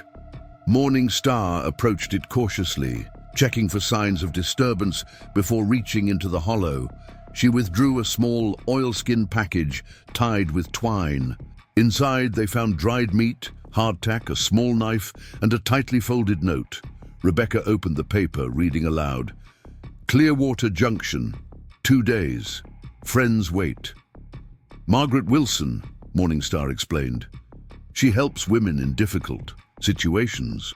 Women fleeing bad marriages, mothers protecting children." She studied the note thoughtfully. "Clearwater Junction lies 3 valleys north, beyond the military patrol routes." "Can we trust her?" "With our lives," Morning Star confirmed. "She was born to settlers but lived among the Lakota after being captured as a child. When peace came, she chose to return to her birth people, but never forgot those who sheltered her." The parallel to Morning Star's own situation wasn't lost on Rebecca. "And James Wilson? How does a trader come to marry such a woman?" A hint of amusement crossed Morning Star's face. "He was sent to rescue her from the Lakota. Instead, she rescued him from his ignorance. They walk between worlds now, helping others do the same." This unexpected alliance offered a glimmer of hope amid their increasingly complicated situation. If the Wilsons had established a network to help those caught between cultures, perhaps there was a path forward that didn't require either sister to completely abandon one world for the other. "We should keep moving," Rebecca suggested, studying the angle of the sun through the trees. "Find a secure place before dark, then meet Samuel at the creek crossing." They continued eastward, paralleling the creek, but staying within the tree line for cover. As they walked, Morning Star asked questions about Rebecca's life in Pine Ridge, her painting, her relationship with the Thompsons, her memories or lack thereof concerning their birth parents. Rebecca answered honestly, then posed her own questions. About the Cheyenne village, about Running Bear and Yellow Flower, about how a child from a settler family had adapted to such a different way of life. "Yellow Flower says I was silent for many moons after joining their lodge," Morning Star explained. "Running Bear would carry me on his shoulders through the village, naming everything we saw in both Cheyenne and the few English words he knew." A fond smile softened her expression. He believed keeping both languages alive within me would heal the break in my spirit. "And did it?" Morning Star nodded slowly. "Words returned gradually, first in dreams, then in waking hours. By the time a full cycle of seasons had passed, I spoke as other children did." She paused before adding, "But sometimes words came to me that no one taught, words from our first life together." The revelation sent a shiver through Rebecca. "I had similar experiences, words or phrases that seemed to rise from nowhere. Samuel said I would sometimes call for Lizzie in my sleep. Their shared experiences, even separated by vast cultural differences, reinforced the profound connection between them." Science might explain it as the bond between twins, but both women sensed something deeper at work, as though their souls had continuously reached for each other across the distance that separated them. As afternoon faded toward evening, they found a sheltered hollow near where the creek bent sharply eastward, the crossing point Ruth had mentioned. Dense underbrush concealed the small space from casual observation, while offering clear sight lines to the creek itself. They settled in to wait, sharing the food Ruth and Margaret had provided, speaking in hushed tones about their discoveries and their uncertainties. The immediate question of Lieutenant Clark's pursuit remained unresolved, as did the larger question of what their reunion meant for their separate lives. "What will Running Bear say when he learns of me?" Rebecca asked, the question that had lingered at the edges of her thoughts, finally finding voice. Morning Star considered this carefully. "He will be cautious, protective." Her gaze met Rebecca's directly. "But he has never lied about how I came to them. He honors truth, even difficult truth." And Yellow Flower, a soft smile touched Morningstar's lips. "She will study your face, searching for me in your features. Then she will ask if you are hungry." The simple observation carried deep affection. "Yellow Flower believes most problems improve after eating."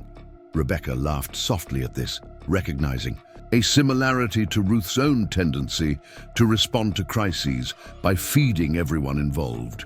Perhaps motherhood transcended cultural boundaries in more ways than she'd realized. "And the Thompsons?" Morningstar asked, her turn to voice the concern that surely weighed on her mind. "Will they welcome a sister raised by people they consider enemies?" The question deserved honest consideration. "Samuel fought in the early campaigns against the Cheyenne," Rebecca admitted. "He carries old prejudices, though he rarely speaks of them now. But Ruth..." She paused, remembering Ruth's immediate acceptance, her willingness to help them both without hesitation. "Ruth will welcome you because you are my sister." Her heart is larger than the fears she was taught. As darkness settled over the woods, they fell silent, listening intently for any sound that might indicate Samuel's approach or pursuit from the fairgrounds. Crickets began their evening chorus, joined by the occasional call of a nightbird and the constant gentle murmur of the creek. The crack of a branch breaking nearby brought both women to instant alertness. Morningstar reached for the small knife Margaret had provided, while Rebecca peered cautiously through the underbrush, straining to see in the gathering darkness. A low whistle sounded, 3 notes rising in pitch, then 2 descending. Dush pattern repeated once before falling silent. "Samuel's signal," Rebecca whispered, relief evident in her voice. She responded with a similar pattern, slightly altered to confirm her identity. Moments later, Samuel Thompson appeared at the creek's edge, leading 2 saddled horses. His normally composed features were tense, his movements betraying the urgency of their situation. Rebecca emerged from hiding first, approaching him quickly. "Samuel, thank you for coming." His gaze moved past her to where Morningstar now stood, the resemblance between the women unmistakable even in the dim light. For a long moment, he simply stared, decades of frontier prejudice warring with the evidence before his eyes. "She has your face," he said finally, his voice rough with emotion. "Or you have hers." "We have our mother's face," Rebecca corrected gently. "This is Elizabeth, Morning Star, my sister." Samuel nodded stiffly, clearly struggling to reconcile the Cheyenne woman before him with the concept of Rebecca's blood relation. "Ruth told me everything," he said, "about Dr. Cooper's records, about Lieutenant Clark's interest." He hesitated before adding, "about how she helped you hide." "Are you angry?" Rebecca asked, recognizing the conflict in his expression. "Worried," he corrected. "The lieutenant has the fairgrounds in uproar. He's convinced the Cheyenne abducted a settler woman years ago, says recovering her is a matter of military honor and justice for past wrongs. His gaze shifted to Morning Star. He means you, I suppose. Morning Star met his eyes steadily. I was not abducted. I was saved. Running Bear found me beside our dead mother and carried me to safety. Samuel's expression betrayed his struggle to accept this narrative, so contrary to the stories of savage kidnapping that permeated frontier settlements. Be that as it may, he said finally, the lieutenant isn't interested in complicated truths. He wants a simple story that vilifies the Cheyenne and justifies military action. But why? Rebecca pressed. What does he gain from this? Promotion, reputation. Samuel's tone was bitter. His father was Lieutenant Edward Clark, killed in a skirmish after Eagle Pass. The son has spent his career in the shadow of what many considered a heroic death. Finding you, he nodded toward Morning Star, would complete his father's mission and establish his own name. The personal motivation explained Clark's intensity, his fixation on what might otherwise seem a minor historical footnote. For him, the possible existence of a settler child raised by the Cheyenne represented not just a military objective, but a family legacy. We need to leave, Samuel continued, gesturing toward the horses. Ruth packed supplies in the saddlebags, enough for several days. The old Miller homestead lies 3 hours' ride north. It's abandoned but intact enough to provide shelter. Our birth family's home? Rebecca asked, surprised. Samuel nodded. Your father, Jonathan, built it before the wagon train, intended to return there after bringing your mother's parents west. His expression softened slightly. It seems fitting you should find refuge there now. The revelation that part of their birth parents' legacy remained, a physical place connected to their original family, struck both women deeply. Morning Star touched the locket beneath her dress, while Rebecca instinctively reached for her, half of the wooden horse in her pocket. The Miller homestead, Morning Star repeated, testing the name that belonged to her by birth yet felt foreign on her tongue. How will Swifthawk find us? Samuel's expression closed again at the mention of a Cheyenne man. I don't know your people's ways of tracking, he said stiffly, but Ruth told Wilson where you'd be headed. If this Swifthawk is as resourceful as you suggest, he'll find you. Rebecca recognized the effort it cost Samuel to assist them, particularly to facilitate Morning Star's escape, rather than delivering her to authorities as his frontier upbringing might have dictated. Thank you, she said simply, for understanding, for helping. Samuel's weathered face reflected complex emotions, concern for Rebecca's safety, warring with decades of ingrained suspicion toward native peoples, paternal love clashing with the realization that the daughter he'd raised now had connections beyond his understanding. Ruth would never have forgiven me if I'd done otherwise, he said gruffly, though the excuse rang hollow. After a moment he added more honestly, nor would I have forgiven myself. He helped them mount the horses, then provided final instructions about the route north, landmarks to watch for, areas to avoid, estimated travel time. As they prepared to depart, he reached into his coat and withdrew a small pistol, offering it to Rebecca. For protection, he explained, the territory between here and the homestead isn't actively patrolled, but trappers and drifters pass through. Occasionally, most mean no harm, but... The warning hung unfinished between them. Rebecca accepted the weapon, tucking it securely into her saddlebag. Morning Star watched the exchange with a neutral expression, though Rebecca sensed her sister's discomfort with the firearm. We'll be careful, Rebecca promised. Tell Ruth. She paused, overcome by the magnitude of what her adoptive mother had risked to help them. Tell Ruth I understand now what she meant about family being more than blood. Samuel nodded once, his composure finally breaking as he reached up to briefly touch Rebecca's hand. where it rested on the horse's reins. "Be safe, daughter." With those parting words, he stepped back, allowing them to guide their horses across the shallow creek and up the far bank. As they entered the trees on the northern side, Rebecca glanced back once to see Samuel still standing. At the water's edge, his solitary figure gradually disappearing in the gathering darkness. They rode in silence for the first hour, following a faint trail that wound through dense woods before emerging onto rolling prairie dotted with scattered stands of trees. The gibbous moon provided sufficient light to navigate, though they remained vigilant for any sign of pursuit. "Your father cares deeply for you," Morningstar observed finally, breaking the comfortable quiet between them.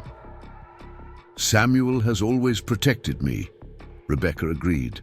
"Teaching him to see beyond the prejudices of his generation hasn't been easy, but his heart is good." "As is running bears," Morningstar said. "Though he would find it difficult to trust a bluecoat's word, he has taught me to judge each person by their actions, not by the actions of their people." The parallel between their adoptive fathers, men from opposing worlds who had nevertheless instilled similar values in their daughters, offered another thread of connection between their seemingly disparate lives. "Will Running Bear search? And for you?" Rebecca asked. "When you don't return to the village?" Morningstar nodded. "Yellow Flower knows I went to the trading fair. When Swift Hawk returns without me, they will follow." She gestured toward the northern horizon. "The Miller homestead, does it lie near the Wolf River?" "I'm not certain," Rebecca admitted. "Samuel's map shows it near a waterway, but I don't know its name. If it is the Wolf River, we approach the hunting grounds of my people," Morningstar explained. "Running Bear will send scouts through that territory once he learns I am missing."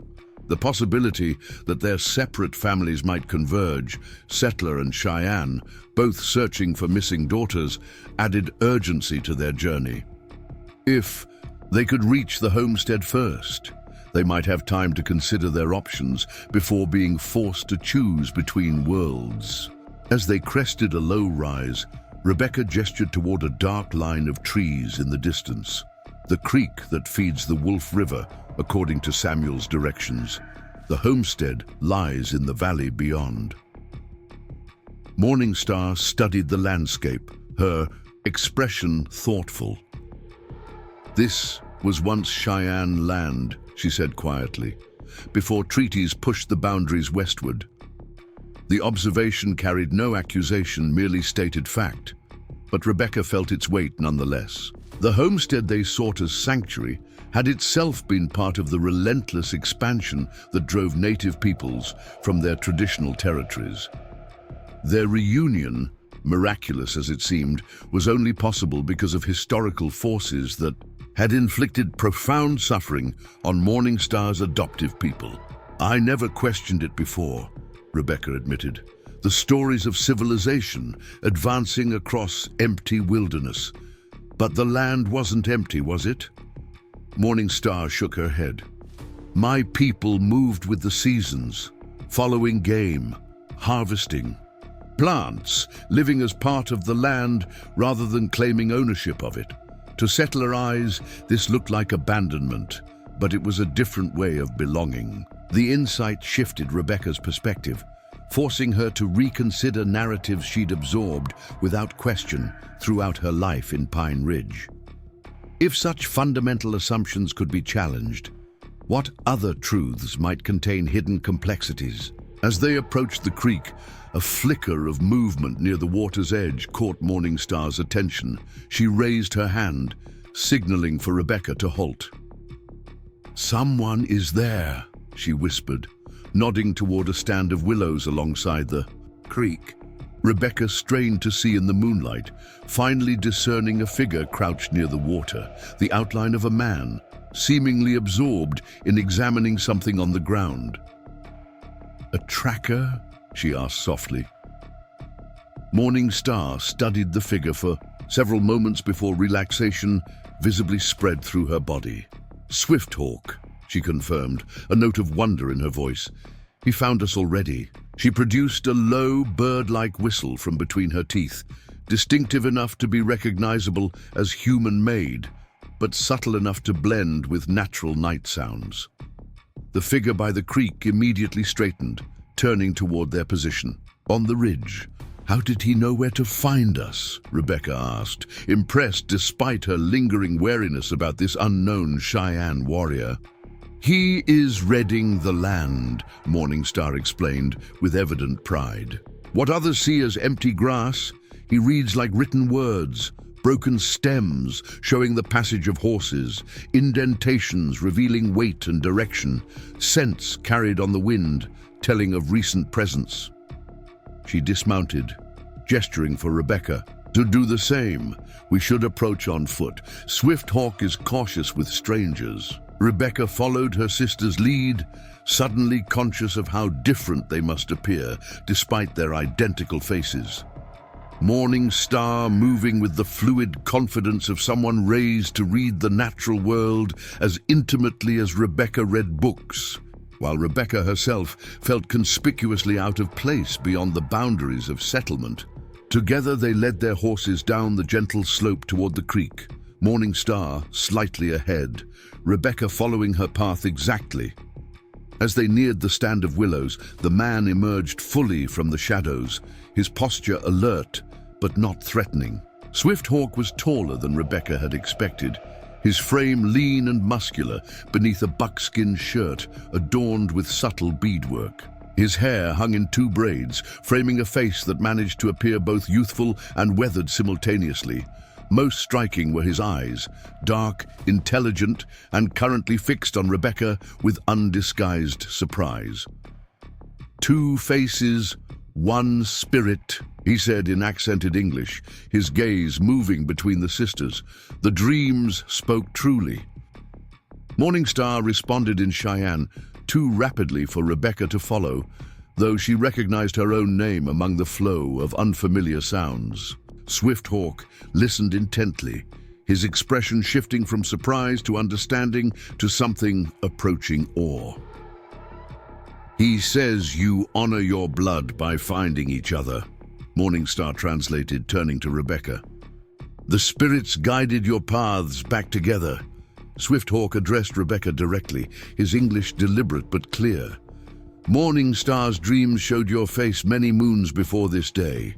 Running Bear said these were memories from before she joined our lodge." He inclined his head slightly. "I believed they were spirits calling her away from us. Now I see they were calling her home to herself." The simple eloquence of his observation brought unexpected tears to Rebecca's eyes. "Thank you for protecting her," she said, her voice thick with emotion, "for helping her find me." Swift Hawk accepted the gratitude with dignity. "The Blue Coats search now," he said, returning to practical matters. "Many men on horses ride, north from the trading fair." The news confirmed their fears. Lieutenant Clark had determined their direction and organized pursuit. Any hope that the commotion at the fairgrounds might have delayed or misdirected his efforts was now extinguished. "How far behind?" Morningstar asked. 2 hours by horse," Swift Hawk replied. "They follow the main trail, moving fast." He gestured toward the distant trees. "The old settler cabin lies beyond those hills. We can reach it before they do, but not by much time." Rebecca unfolded Samuel's map, holding it so both Morningstar and Swift Hawk could see. "The homestead is here," she indicated. "Samuel mentioned a root cellar that could provide hiding space if needed." Swift Hawk studied the map, memorizing its details before pointing to a winding line that represented the nearby creek. "Water flows beneath the ground here, creating caves in the soft stone. My people used them when buffalo hunters came too close to our camps." The existence of natural caves near the homestead offered another potential refuge if Lieutenant Clark's search grew too intense. Rebecca refolded the map, tucking it securely into her saddlebag as they prepared to continue their journey. "What brought you here ahead of us?" Morningstar asked Swift Hawk as they remounted their horses. "How did you know to come this way?" A flicker of amusement crossed his normally serious face. The woman trader, Margaret Wilson, speaks Lakota poorly but clearly. She told me of the old cabin where the twins might seek shelter. He glanced at Rebecca. I did not understand twins until now.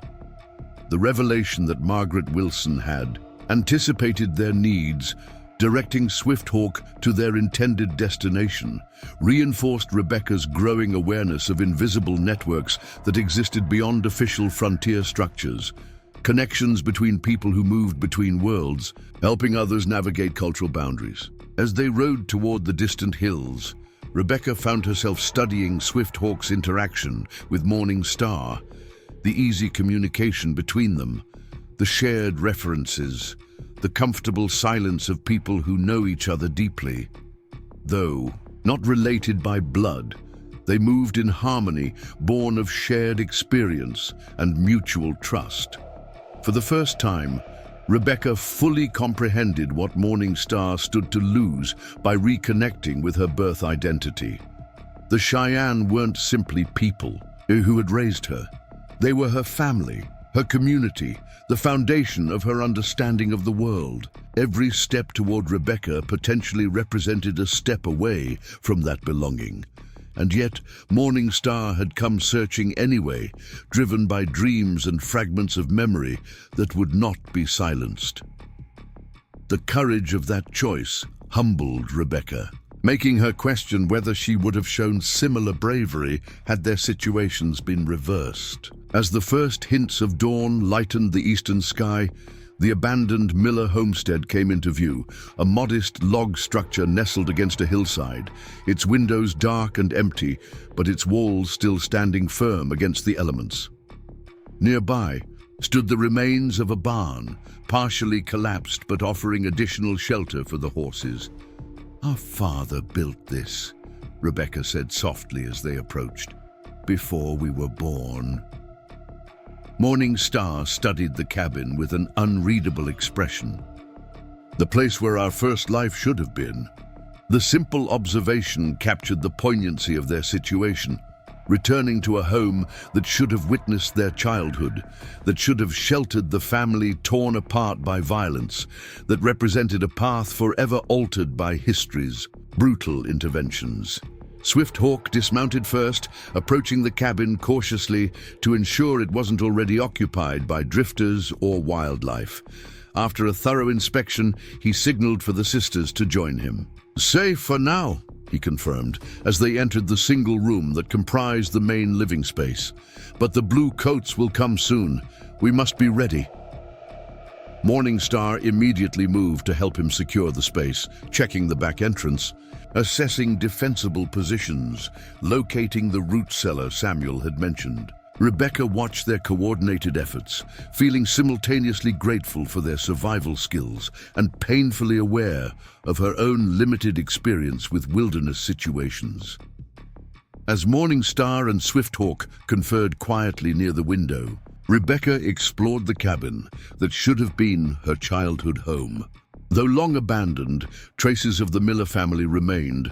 A hand-carved chair in the corner, metal hooks on the wall where cookware once hung, initials scratched into a wooden beam near the door. J.M. plus M.M. Jonathan and Martha Miller. Her parents, their parents. Rebecca traced the simple carving with her fingertips, an unexpected connection to the family she couldn't remember. Morning Star joined her silently, adding her own fingers to the carved initials. "They live in us," Morning Star said simply. The observation bridged their different spiritual understandings. Morning Star's Cheyenne belief in ancestral presence, merging with Rebecca's more abstract concept of legacy. Despite their different upbringings, they shared this fundamental truth. Their parents' lives continued through them. Swifthawk's low warning interrupted the moment. Riders approaching, many horses.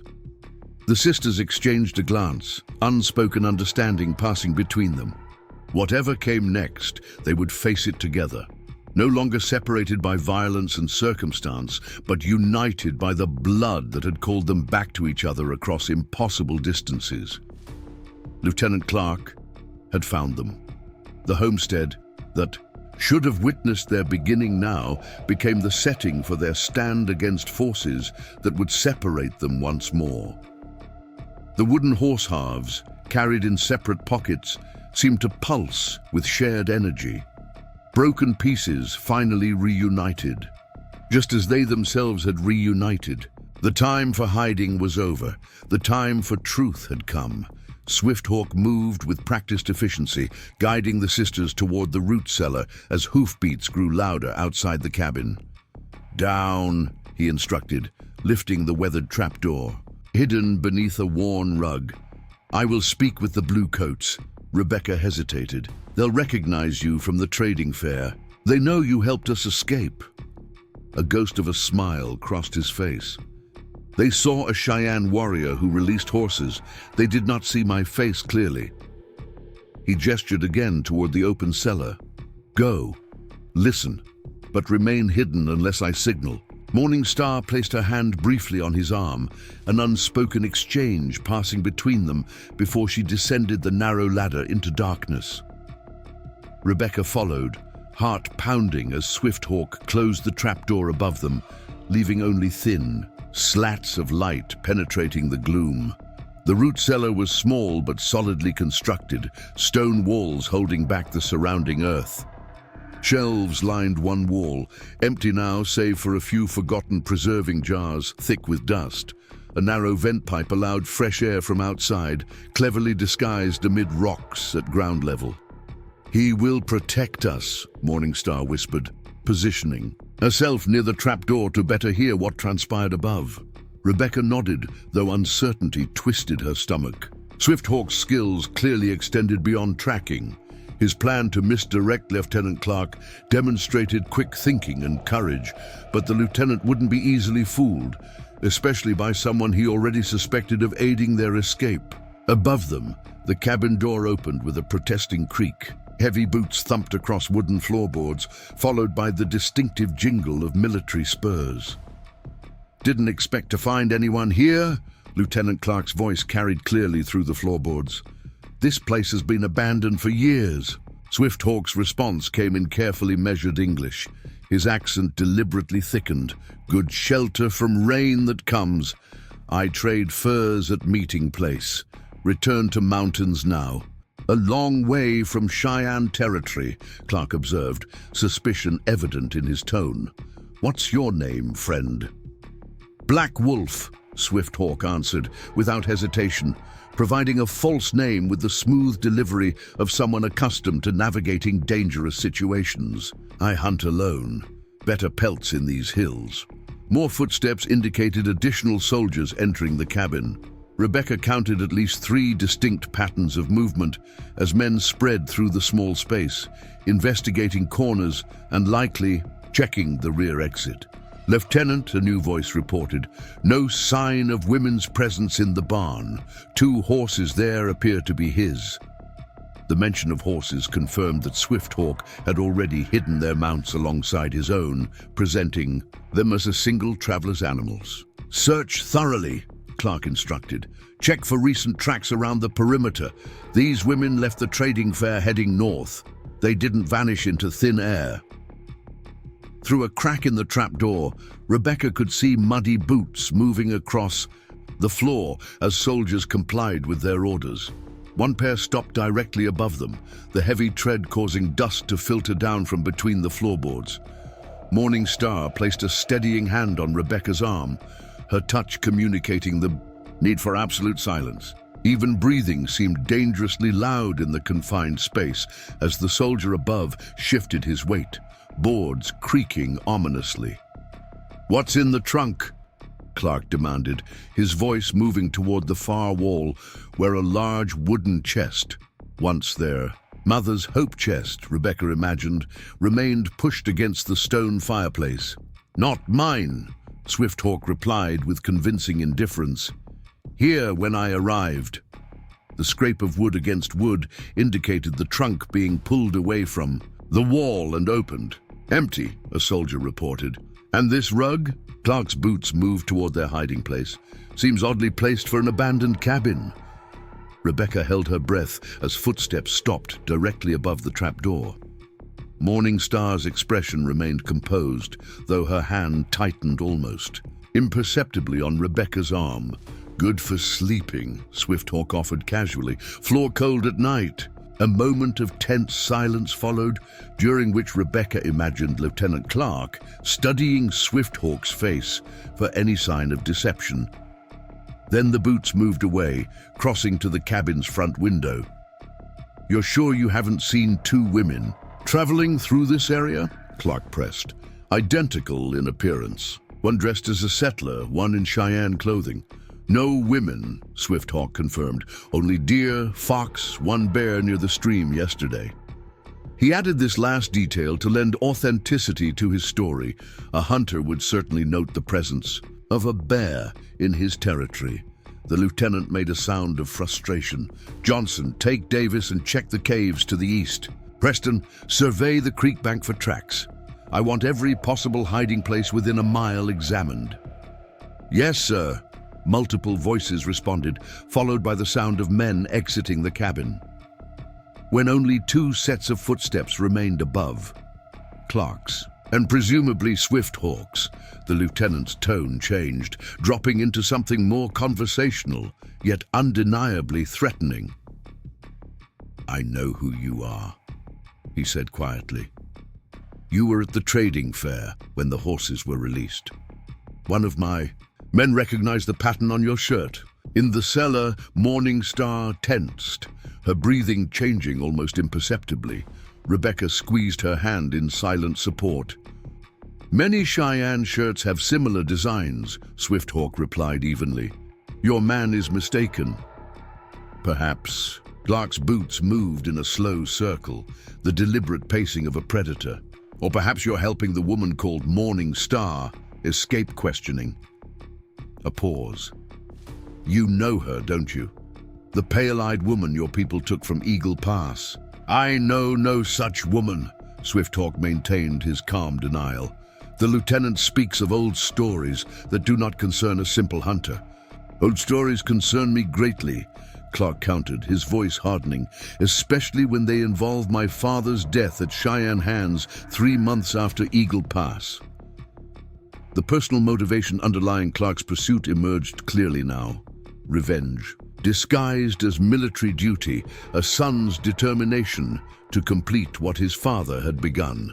Rebecca glanced at Morning Star, seeing her sister's expression grow troubled as she absorbed the true nature of their danger. "Lieutenant Edward Clark led the retaliatory strike against your band," the younger Clark continued. "He died believing the child taken from Eagle Pass symbolized the savagery he fought against. Finding her, returning her to her proper place, would honor his sacrifice." "The dead should rest," Swifthawk said quietly. "Hunting ghosts brings no peace." "Peace isn't what I seek," Clark replied, the naked honesty in his voice more chilling than any threat could have been. "Justice is." The ominous pronouncement hung in the air, followed by several moments of tense silence. Finally, the lieutenant's boots moved toward the door. "I'll return shortly. Don't leave, friend. We have more to discuss about your hunting activities." The cabin door opened and closed, leaving only Swifthawk's lighter footsteps moving cautiously across the floor. After several moments, he tapped twice on the trap door, a signal they had agreed upon earlier. Morning Star pushed upward immediately, and Rebecca followed her into the main cabin. Swifthawk's expression was grave as he secured the door behind them. "The bluecoat knows," he said without preamble. "He pretends to search elsewhere, but he will return quickly to surprise us." "How much time do we have?" Rebecca asked. "Minutes only." His men spread out, but he did not go far.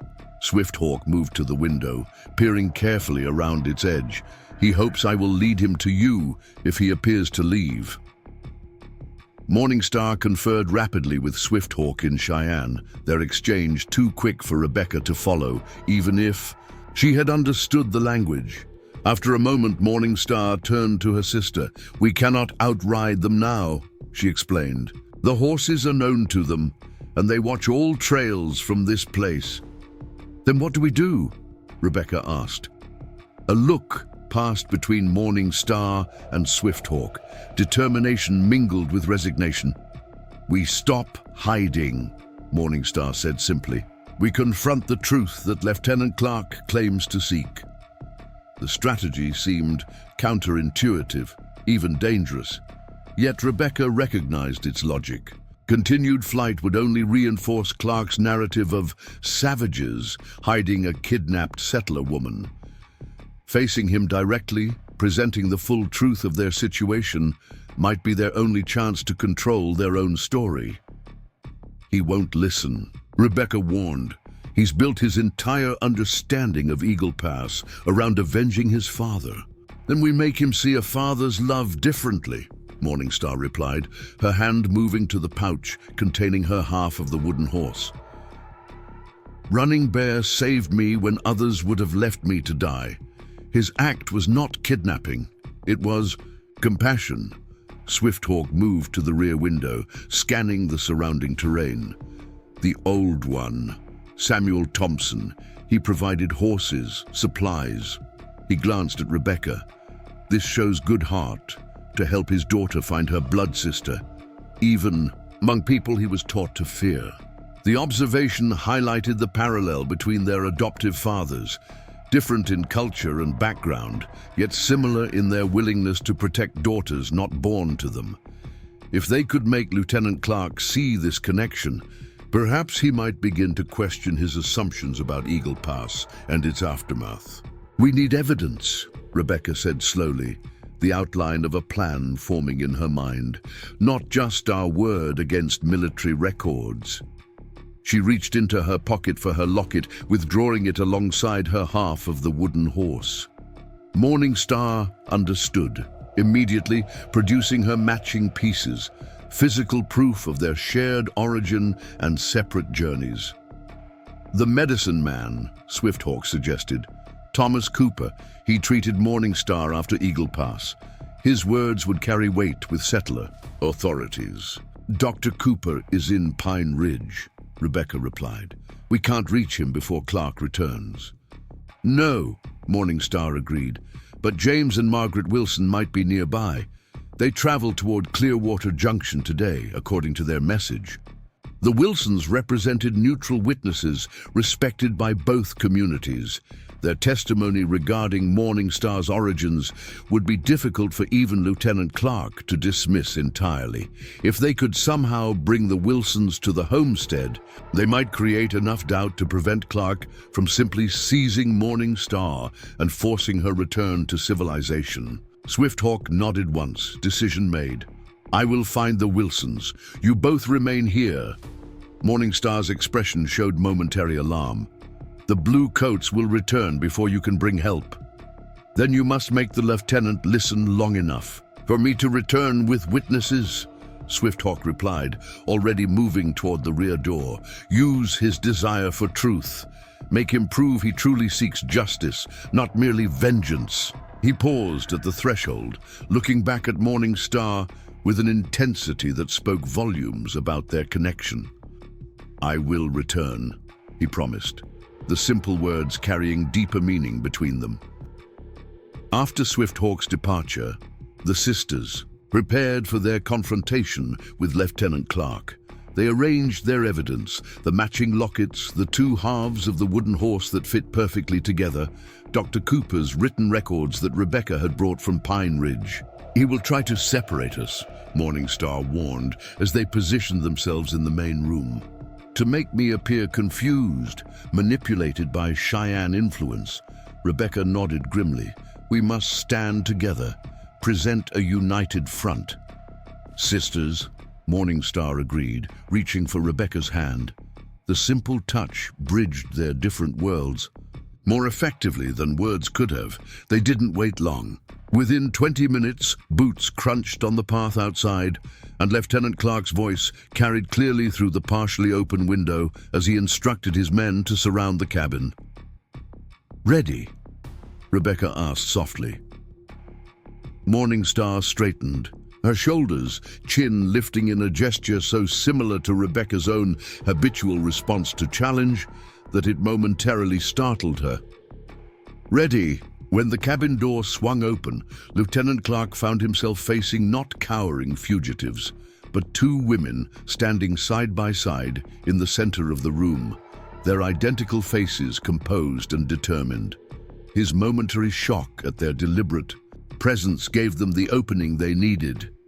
"Lieutenant Clark," Rebecca spoke first, her voice clear and steady, "we understand you've been searching for us. Here we are." Clark recovered quickly, his hand moving instinctively to his sidearm, though he didn't draw it. "Miss Miller," he acknowledged Rebecca before shifting his gaze to Morning Star. "And Elizabeth Miller, I presume." The use of her birth name, a name she hadn't answered to since childhood, seemed to surprise Morning Star briefly, but she responded with dignity. "I'm called Morning Star among the Cheyenne who raised me, but yes, I was born Elizabeth Miller." Two soldiers appeared in the doorway behind Clark, rifles at the ready. The lieutenant motioned them to hold their positions as he stepped further into the cabin, his calculating gaze moving between the sisters. "I must say, I expected more resistance," he remarked, suspicion evident in his tone. "Where is your Cheyenne protector?" "Gone to bring witnesses who can verify our story," Rebecca answered honestly. "Dr. Cooper's written account is here, but James and Margaret Wilson can provide additional testimony about Morning Star's origins." Clark's expression hardened. "There's no need for witnesses. Military records from Eagle Pass are clear. A child was taken by the Cheyenne after the massacre. That child stands before me now." He gestured toward Morning Star. "My duty is to return her to proper society and determine what information she may have regarding the band responsible for my father's death." Morning Star met his gaze directly. "I was not taken, Lieutenant. I was saved. Running Bear found me beside our mother's body and carried me to safety when I would otherwise have died from exposure." "So you've been told," Clark countered dismissively. "Children are easily influenced, especially when isolated among savages." The deliberate provocation failed to elicit the angry response he clearly expected. Instead, Morning Star remained composed, her voice level as she replied, "I have been told many things by many people throughout my life. As have you." Her gaze was unwavering. "The question is, which things we choose to believe and why?" The philosophical response seemed to momentarily unbalance Clark. Rebecca seized the opportunity to redirect the conversation toward evidence, rather than assumptions. "Lieutenant, before you make judgments about my sister's experience, examine what we have to show you." She gestured toward the table where they had arranged their proof. "Physical evidence that confirms our identities and supports our account of what happened after Eagle Pass." Clark approached cautiously, glancing between them as though expecting a trap. His expression remained skeptical as he examined the matching lockets, each containing the same small portrait of Jonathan and Martha Miller.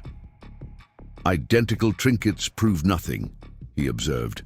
"The Cheyenne could have taken both from the original child." Rebecca shook her head. "Our father gave one to each of us on our 4th birthday, our last birthday before the attack. Mine remained with me when the Thompsons took me in. Morning Stars stayed with her when Running Bear rescued her."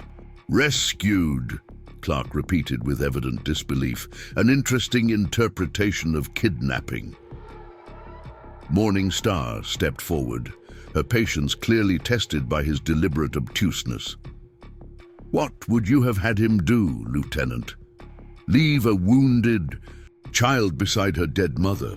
Would that have been more civilized?" The direct challenge landed like a physical blow. Clark's jaw tightened as he struggled to maintain his composure. "Proper procedure would have been to bring you to the nearest settlement for care, where she would have been what? An orphan? A burden, Rebecca pressed. Instead, she became a daughter to Running Bear and Yellow Flower, loved, protected, given a place of belonging. As you were by the Thompsons, Morningstar added. Neither of us remained with our birth family, Lieutenant. We were both adopted by people who chose to love children not born to them. The parallel clearly hadn't occurred to Clark before.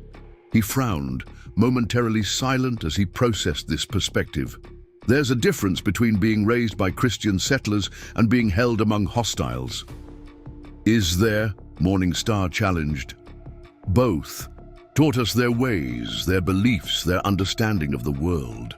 But she gestured between herself and Rebecca. We stand before you as proof that love and family transcend the boundaries your military draws on maps. Clark's expression darkened. Poetic sentiments don't change historical facts. Eagle Pass was a massacre perpetrated by Cheyenne warriors. My father died attempting to bring the perpetrators to justice. And you believe finding me completes his mission, Morningstar observed, that returning me to civilization against my will somehow honors his memory. It is a matter of law, Clark insisted, though his tone suggested the personal motivation ran deeper than legal concerns. You are legally Elizabeth Miller, a citizen of the United States, not a member of a hostile tribe. Rebecca observed the growing frustration in his expression, a man confronted with a reality more complex than the simple narrative he had constructed. She decided to shift approach, appealing to his investigative instincts rather than challenging his beliefs directly. Lieutenant, she said carefully, you've devoted considerable effort to finding the truth about Eagle Pass. Wouldn't a thorough investigation require hearing all perspectives before reaching conclusions? His military training responded to the logical framing. What perspectives remain unexamined? Military reports detail the attack thoroughly. From one side only, Rebecca pointed out. Have you spoken with any Cheyenne who were present? Have you considered why they might have attacked that particular wagon train at that particular time? Clark's dismissive wave suggested he considered such questions irrelevant. Indian attacks rarely needed specific provocation beyond opportunity. Yet, Running Bear tells a different story, Morningstar interjected, of sacred grounds violated, despite warnings of prior violence by traders traveling with the wagon train. For the first time, uncertainty flickered across Clark's features. What traders? Morningstar and Rebecca exchanged glances. Neither had heard this specific detail before. Running Bear spoke of men who sold whiskey and weapons to both settlers and tribal people, Morningstar explained. Men who traveled with the wagon train for protection but had their own purposes. Thompson mentioned similar rumors, Rebecca added, and Dr. Cooper's notes reference a government investigation that was suddenly closed without findings. Clark's expression grew thoughtful, his military mind clearly mapping new possibilities against existing intelligence. What was the name of these traders? He asked abruptly. I don't know, Morningstar admitted. Such details weren't shared with children. Running Bear would know. A calculating look crossed Clark's face. Convenient that he isn't here to corroborate your claims. He would come if called, Morningstar stated with absolute certainty. Unlike your military, my people do not fear truth, even when it brings pain. The implicit challenge stung Clark's pride, exactly as Morningstar had intended. You suggest I fear a fuller investigation? I suggest your desire to honor your father's memory may blind you to complexities he himself might have recognized, she replied. Was he a man who valued truth above convenient narratives? The question struck with precision, targeting Clark's idealized image of his father. His response was defensive, yet revealed an opening. Lieutenant Edward Clark was a man of honor who followed orders and upheld the law. Then honor him by doing the same, Rebecca urged. The law requires evidence before action. You have before you two witnesses with identical faces, identical lockets, and halves of the same toy that fit perfectly together. She gestured toward the wooden horse pieces. What does your evidence suggest about our story? Clark studied the joined halves of the wooden horse, his certainty visibly wavering. The physical proof of the sisters' shared origins undermined the simpler narrative of abduction and indoctrination he had constructed. Even if your account of being twins is accurate, he conceded reluctantly, it doesn't change the fact that Elizabeth Miller legally belongs in settler society. According to whose law? Morningstar challenged. Not Cheyenne law, not natural law that recognizes a child belongs with those who nurture and protect her. United States law, Clark stated, firmly. The same law that repeatedly breaks treaties with native peoples? Rebecca asked pointedly. The same law that defines people like my sister as less than full persons with rights to self-determination? Clark's jaw tightened. I enforce the law as it exists, Miss Miller. I don't write it. Yet you choose which aspects to prioritize, Morningstar observed. You pursue one missing child from 20 years ago while ignoring ongoing injustices against my adoptive people. The observation struck a nerve. Clark paced several steps, military boots heavy on the wooden floorboards, before turning back to face them. What exactly do you propose? That I simply ignore my orders and allow a U.S. citizen to remain with a potentially hostile tribe? This was the opening they had been waiting for, an indication that Clark might consider alternatives. To forcing Morningstar's return to settler society, Rebecca stepped forward, maintaining a deliberately reasonable tone. We propose that you complete a thorough investigation before taking any action regarding my sister, she suggested. Speak with Dr. Cooper, who treated her after Eagle Pass. Interview the Wilsons, who have witnessed her life since then. Perhaps even meet with Running Bear to hear the Cheyenne perspective on what happened. A proper military inquiry, Morningstar added, framing their request in terms Clark might accept. Befitting an officer seeking justice rather than simply vengeance. Clark studied them both, suspicion warring with his instinctive respect for procedural correctness. And you would both cooperate with such an inquiry? Fully, Rebecca confirmed. We have nothing to hide and everything to gain from the truth being thoroughly examined. Where would this inquiry take place? Clark asked. The practical question, revealing his tentative consideration of their proposal. Neutral ground, Morningstar suggested immediately. Perhaps Clearwater Junction, where James Wilson maintains his trading post. Both settler and tribal witnesses could gather there safely. The lieutenant's expression remained guarded, but his posture had shifted subtly from confrontational to contemplative. And Running Bear would participate voluntarily. If I ask him, yes, Morningstar confirmed. He has always taught me that truth must be faced, whether pleasant or painful. A paralleled wisdom Rebecca had learned from Samuel Thompson. Another unexpected connection between their seemingly opposite upbringings. The observation continued to build their case that the division between their worlds was more permeable than frontier narratives suggested. Clark moved to the window, looking out at his men positioned around the cabin. His internal conflict played across his features as he weighed military objectives against the increasingly complicated situation before him. My father never learned what truly happened at Eagle Pass, he said finally, his voice quieter, more personal than before. The official reports left, inconsistencies that troubled him until his death. The admission revealed a deeper motivation than mere revenge. A son's desire to complete unfinished business, to resolve questions that had haunted his father.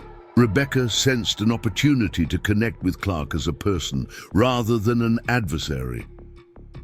Perhaps that's why you've pursued this so intently, she suggested gently. Not just to enforce the law, but to find answers your father sought. Clark didn't confirm her assessment directly, but his lack of denial spoke volumes. 3 days, he said abruptly, turning back to face them. I'll delay any formal action regarding Morning Star's status for 3 days while evidence is gathered at Clearwater Junction. The concession represented significant progress, though Rebecca noted the careful limitations he placed on it. And after those 3 days, I'll make my determination based on the testimony and evidence presented, he replied, professional detachment returning to his manner. I make no promises beyond a fair hearing. It was the most they could realistically hope for under the circumstances, not a resolution, but a reprieve that allowed time for additional witnesses to support their account. Morning Star inclined her head slightly, acknowledging the offer in the diplomatic manner of Cheyenne Council discussions. 3 days is acceptable, she confirmed. We will send word to Running Bear immediately. Clark nodded curtly. Military efficiency reasserting itself as he made rapid calculations. We'll depart for Clearwater Junction at first light tomorrow. My men will maintain positions around the homestead until then to ensure no complications arise. The implied surveillance was clear. They weren't prisoners exactly, but neither were they free to leave before the agreed-upon departure. Morning Star and Rebecca exchanged glances, silently confirming their acceptance of these terms. Lieutenant, Rebecca said as Clark moved toward the door, thank you for considering our proposal. I believe your father would approve of your thoroughness. The personal reference caused Clark to pause at the threshold. Without turning, he replied, my father was a man who believed in order and civilization, Miss Miller. But he also believed in justice. His shoulders straightened almost imperceptibly. I intend to honor both principles. Alone, with those parting words, he exited the cabin, issuing clipped instructions to his men as he established a perimeter around the homestead. Through the window, Rebecca observed soldiers taking positions at strategic points. Not threatening, but definitely watchful. Will he honor his word? Morning Star asked quietly once they were alone. Rebecca considered the question carefully. I believe he wants to. The military man in him demands adherence to procedure, and we've given him a procedural path forward that doesn't require immediate, decisive action. And the son who seeks to avenge his father's death? That's the part we must worry about, Rebecca admitted, but we've planted seeds of doubt about the official narrative of Eagle Pass. If we can nurture those doubts with testimony from Dr. Cooper, the Wilsons, and Running Bear. Morning Star nodded, understanding the strategy. We make the truth too complex for simple vengeance. Exactly. Rebecca moved to the window, watching as Clark conferred with his officers near the barn. Swift Hawk must have reached the Wilsons by now. If they're already traveling toward Clearwater Junction, they could arrive shortly after we do tomorrow. And Running Bear? Morning Star asked, her expression revealing concern for her adoptive father's reaction. How will he learn of this arrangement? The question highlighted a practical challenge. With soldiers surrounding the homestead, they had no immediate way to send a message to the Cheyenne village. Swift Hawk could potentially relay information once he found the Wilsons, but that assumed he could then evade Clark's men to reach Running Bear.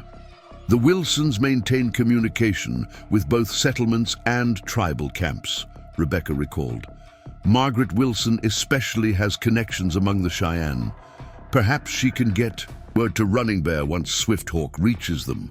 Morning Star considered this, then nodded. Yellow Flower would have already noticed my extended absence. Running Bear will be searching. If Margaret sends messages to the usual meeting places, he will receive them. The mention of Yellow Flower brought a wave of emotion to Morning Star's face.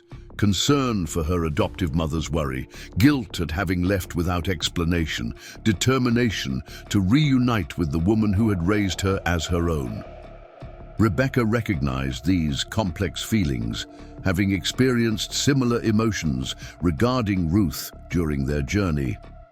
The parallels between their situations continued to accumulate, reinforcing her growing belief that the differences between their worlds were less significant than their commonalities. "Tell me about Yellowflower," she requested softly, moving to sit on a rough-hewn bench near the fire pit. "What kind of mother has she been to you?" The simple question opened a floodgate of memories and stories. As afternoon faded toward evening, the sisters shared detailed accounts of their adoptive mothers, Yellowflower's patience and practical wisdom, Ruth's steadfast protection and quiet strength. They discovered surprising similarities in the women who had shaped them, despite vast cultural differences.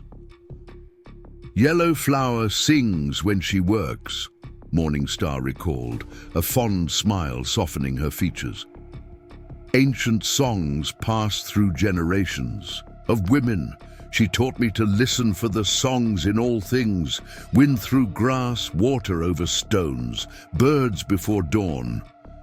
Rebecca nodded, recognition lighting her eyes. "Ruth hums hymns while she preserves fruits and vegetables. She says music makes the food taste better." She laughed softly at the memory. "Samuel claims he can identify which hymn was being sung by the flavor of the preserves."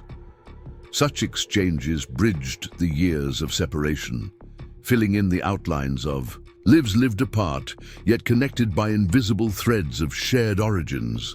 As darkness fell outside the cabin, soldiers lit small campfires around the perimeter, their distant figures visible through the windows as they established watches for the night. Lieutenant Clark approached the cabin once more, knocking perfunctorily before entering with two of his men. They carried basic provisions, hardtack, dried meat, coffee, and a small pot of beans from their own supplies. "You'll need sustenance for tomorrow's journey," Clark explained, his tone professionally neutral. "We depart at sunrise for Clearwater Junction." The gesture, while hardly generous, indicated a basic level of humane treatment that slightly eased Rebecca's concerns about his intentions. "Thank you, Lieutenant." Clark nodded stiffly, then hesitated as though considering something further. Finally, he addressed Morningstar directly.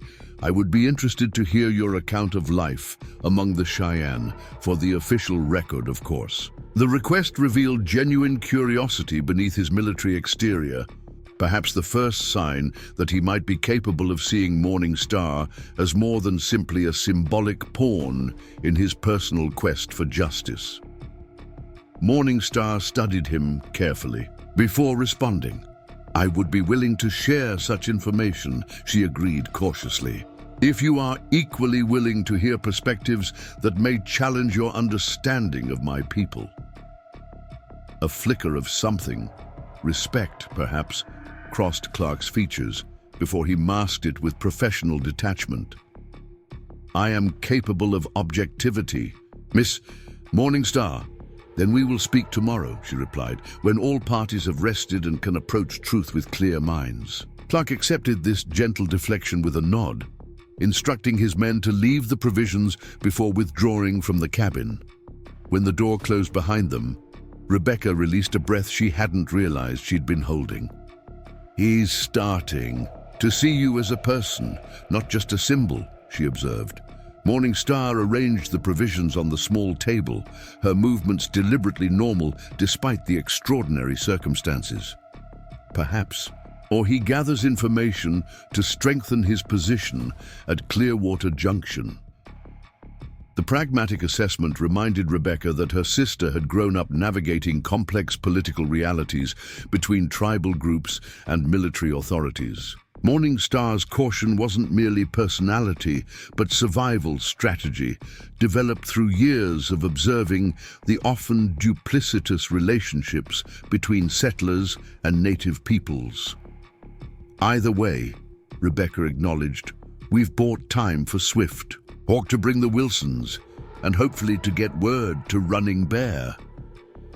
As they shared the simple meal in the cabin that should have been their childhood home, Rebecca found herself studying her sister's face in the flickering light of the single lantern Clark's men had provided. The physical resemblance between them remained startling. Yet subtle differences emerged upon closer observation.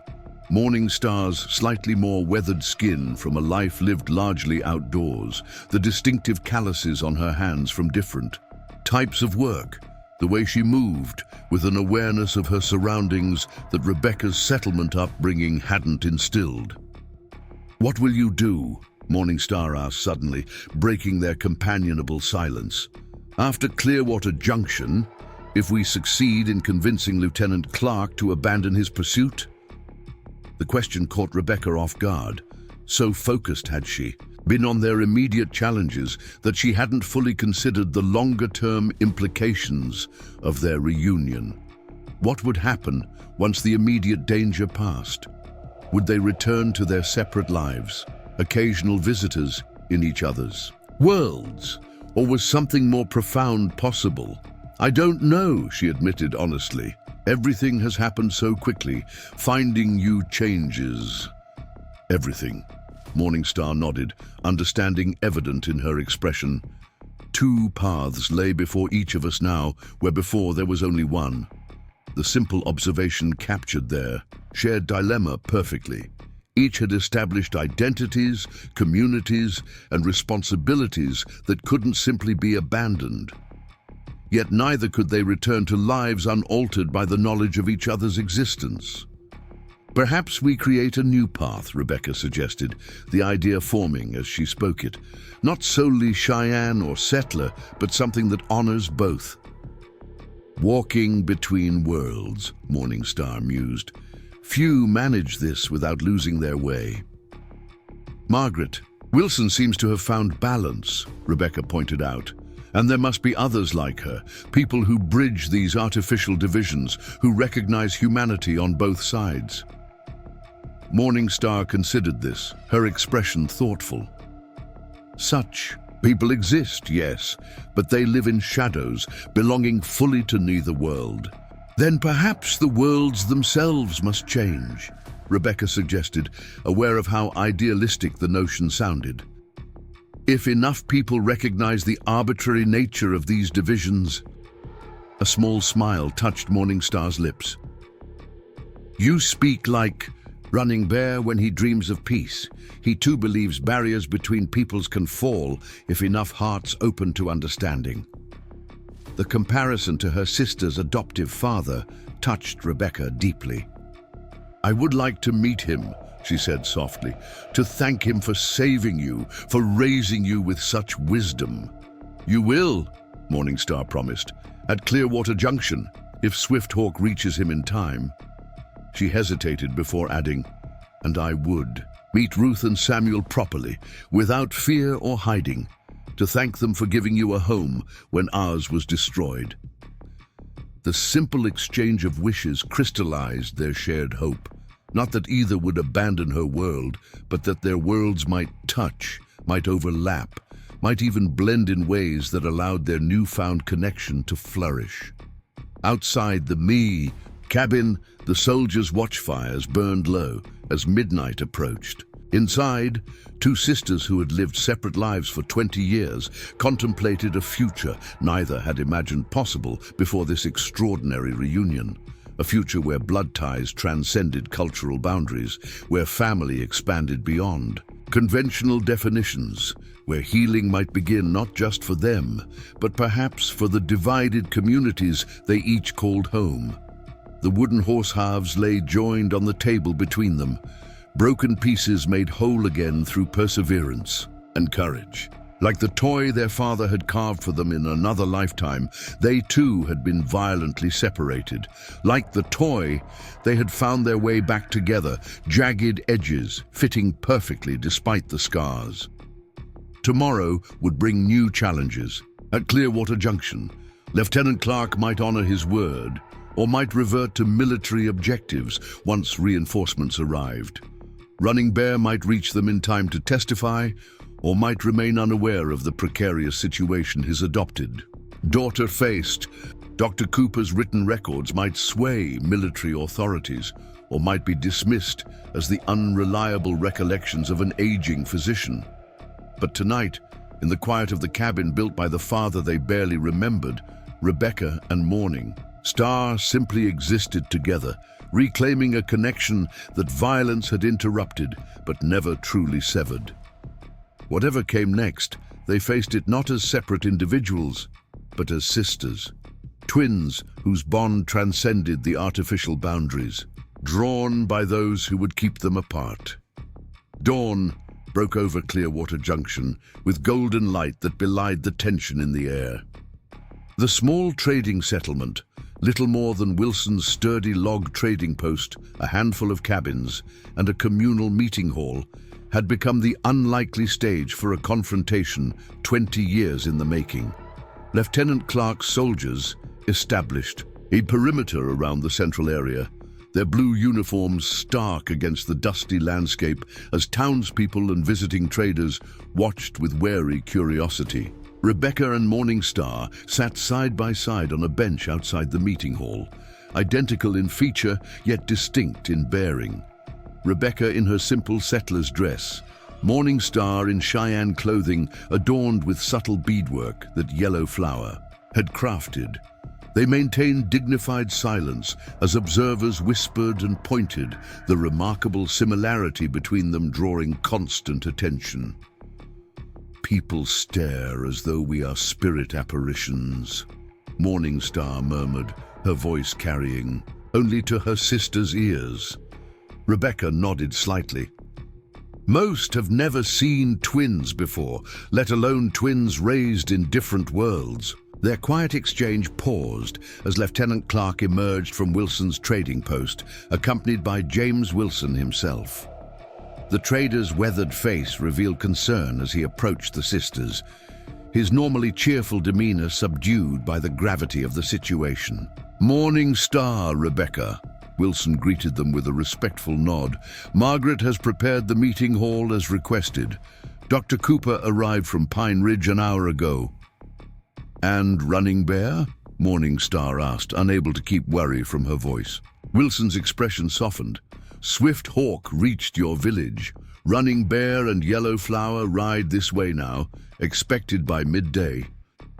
Relief washed over Morning Star's features. Lieutenant Clark observed this reaction with calculated interest, his gaze shifting between the sisters as he processed this new development. "The inquiry will begin when all parties are present," he announced formally. "Until then, you may move freely within the settlement, but not beyond." As Clark returned to confer with his men, Wilson lowered his voice. "Samuel and Ruth Thompson arrived as well. They're resting at our home after the journey." Rebecca's heart lifted at this news. The presence of both their adoptive families would strengthen their case immeasurably, living proof that love and protection hadn't been limited to settler homes. "Thank you, Mr. Wilson," she said sincerely, "for everything you and Mrs. Wilson have done." The trader shrugged off her gratitude with characteristic modesty. "Margaret and I have walked between worlds too long to believe in simple stories.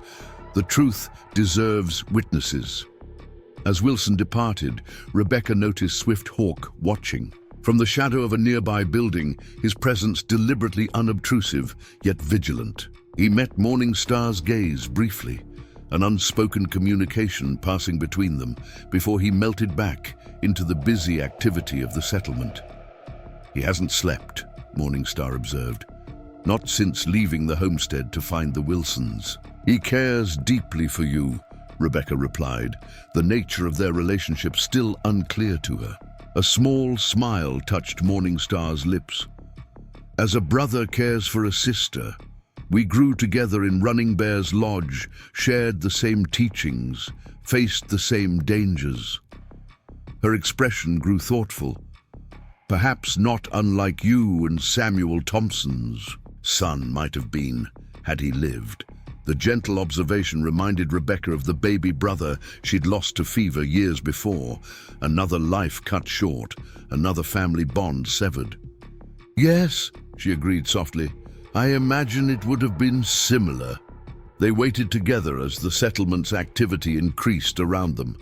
Traders unpacked wares, travelers gathered for coffee at Margaret Wilson's outdoor cooking fire, and curious. Onlookers found reasons to pass by the meeting hall, where the remarkable twin sisters sat in composed silence. Midday approached with the rising heat of early summer. A stir at the eastern edge of the settlement drew all eyes as a small party of Cheyenne riders appeared on the horizon. Even at a distance, Running Bear's commanding presence was unmistakable.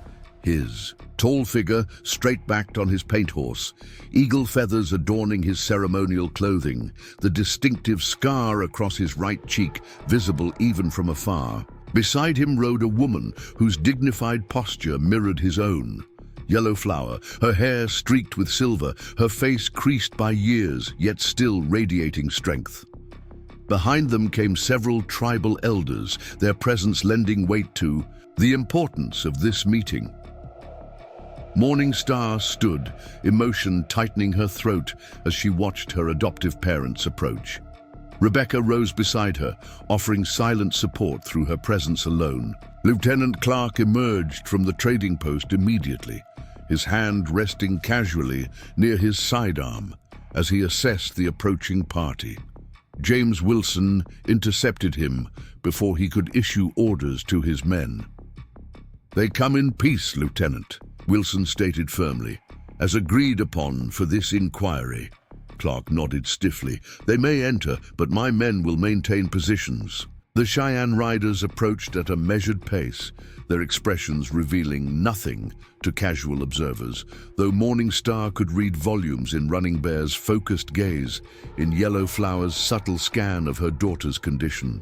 They dismounted at the edge of the settlement, leaving their horses with younger tribal members before approaching on foot, a deliberate choice that acknowledged the tense circumstances while maintaining dignity. Morning Star moved forward to meet them, her steps measured and respectful. Rebecca hesitated momentarily before following, aware of every eye in the settlement watching this extraordinary encounter. "Father," Morning Star greeted Running Bear in Cheyenne, inclining her head with deep respect. "Mother," she acknowledged Yellow Flower, whose composure finally broke as she reached to touch her daughter's face with gentle fingers. "You are well?" Yellow Flower asked, her voice steady despite the emotion in her eyes. "I am well," Morning Star confirmed, "and I have found what the dreams showed me." She turned slightly, gesturing toward Rebecca, who now stood beside her. Running Bear's gaze shifted to Rebecca, studying her face with the penetrating intensity that had intimidated many settlers in the past. Rather than retreat from his scrutiny, Rebecca met his eyes directly, offering a respectful nod that acknowledged his role in her sister's life. "She has your courage," Running Bear observed to Morning Star in English, his deep voice carrying subtle approval, "and your stubborn chin." The unexpected humor broke the tension. Yellow Flower moved closer to Rebecca, wonder evident in her expression as she observed the mirror image of the daughter she had raised. "The spirits spoke truly through your dreams," she said to Morning Star. "Your other half walked this earth, waiting to be found." The simple acceptance of their connection, without jealousy or possessiveness, moved Rebecca deeply. She had worried Yellow Flower might view her as a threat to her relationship with Morning Star, yet the older woman's reaction revealed only joy at the reunion of sisters long separated. "Thank you," Rebecca said, addressing both Running Bear and Yellow Flower, "for saving her life, for raising her with love and wisdom when I could not." Running Bear acknowledged her words with a slight inclination of his head. "A child belongs to those who nurture her spirit, not merely to those who share her blood." His gaze shifted toward the meeting hall, where Lieutenant Clark now stood watching. "Something your blue-coat leader must learn." The subtle challenge hung in the air as Samuel and Ruth Thompson emerged from Wilson's home, approaching the remarkable gathering with hesitant steps. Samuel's expression revealed his internal struggle. Decades of frontier prejudice warring with the undeniable humanity of the people before him. Ruth showed no such conflict. She moved directly to Morning Star, her eyes shining with unshed tears. "You have her face," she said simply. "The face I've watched over for 20 years. Morning Star recognized the heart behind these words. "And you have cared for my sister when I could not. This creates a bond between us." Ruth nodded, understanding perfectly. Yellow Flower stepped forward then, the two mothers regarding each other across cultural divides that suddenly seemed arbitrary in the face of their shared experience. "You raised her well," Yellow Flower said in careful English. "She has strong spirit." "As does yours," Ruth replied, genuine admiration in her voice. She found her way back to her sister across impossible distances. The two women, one Cheyenne, one settler, shared a moment of profound connection that transcended language and cultural barriers. In their mutual recognition, the artificial divisions created by politicians and military men temporarily dissolved, revealing the common humanity that united them as mothers, as women, as protectors of children not born to them but claimed by love. Lieutenant Clark cleared his throat, breaking the moment as he addressed the gathered group. "The inquiry will begin in 1 hour, he announced formally. "All parties should prepare their testimony." As Clark departed, Running Bear's expression hardened. "This blue coat seeks to judge what is not his to judge. He believes he seeks justice," Rebecca explained, "for his father, for the attack at Eagle Pass." Running Bear's weathered face revealed ancient pain. "Eagle Pass brought death to many, not only your parents, little one. Many Cheyenne fell in the vengeance that followed." This confirmation of mutual suffering opened a door to understanding that military reports had never acknowledged. In the official narrative, Eagle Pass represented only settler victims, never the subsequent retaliation that created Cheyenne casualties as well. Dr. Cooper approached, his silver hair catching the midday sun. "Running Bear," he greeted the Cheyenne leader with evident respect. "It has been many years." "Medicine Man," Running Bear acknowledged. "You remember the small one you helped?" He gestured toward Morning Star. "I could hardly forget," Cooper replied, his gaze moving between the identical sisters. "I've carried the memory and my doubts about what truly happened afterward for 2 decades. Their conversation paused as Margaret Wilson appeared, inviting everyone to share a meal before the inquiry began. This simple hospitality, breaking bread together despite differences, represented the Wilson family's long-standing commitment to building bridges between communities.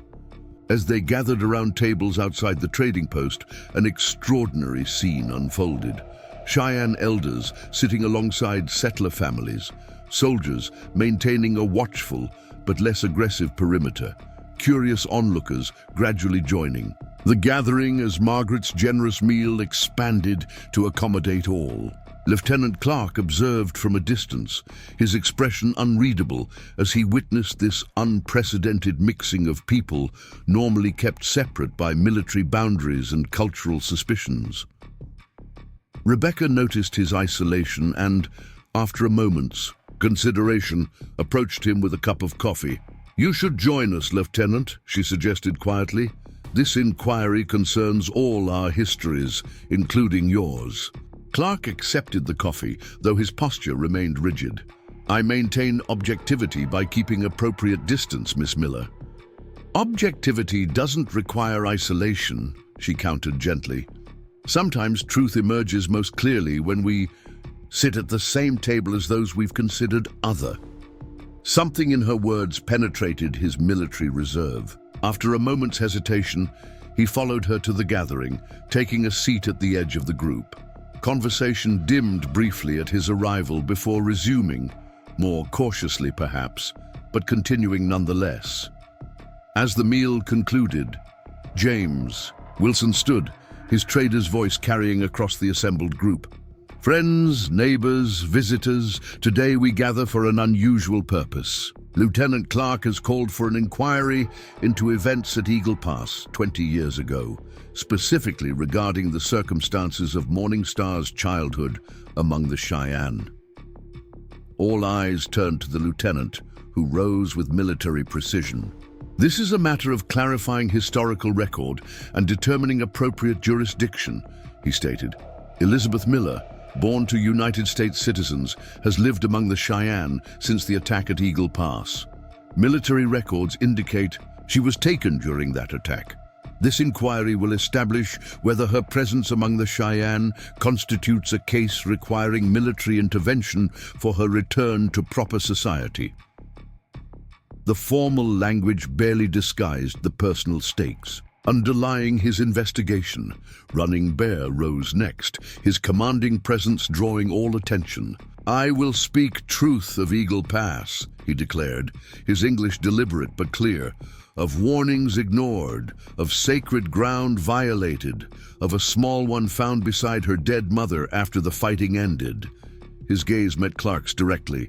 "And of a father's choice to save a child when others would have left her to die." As they moved toward the meeting hall for the formal proceedings, Rebecca and Morning Star walked together, their steps naturally falling into identical rhythms. Whatever outcome the inquiry produced, they had achieved something profound. They had created a space where people from worlds kept deliberately separate could see each other's humanity, could recognize the artificial nature of the boundaries that divided them. The wooden horse halves carried in their pockets seemed to vibrate with possibility. Like the toy their father had carved, communities broken by violence might someday be reunited, their jagged edges fitting together once more into something whole and beautiful. The path forward remained uncertain, fraught with challenges, yet illuminated by hope.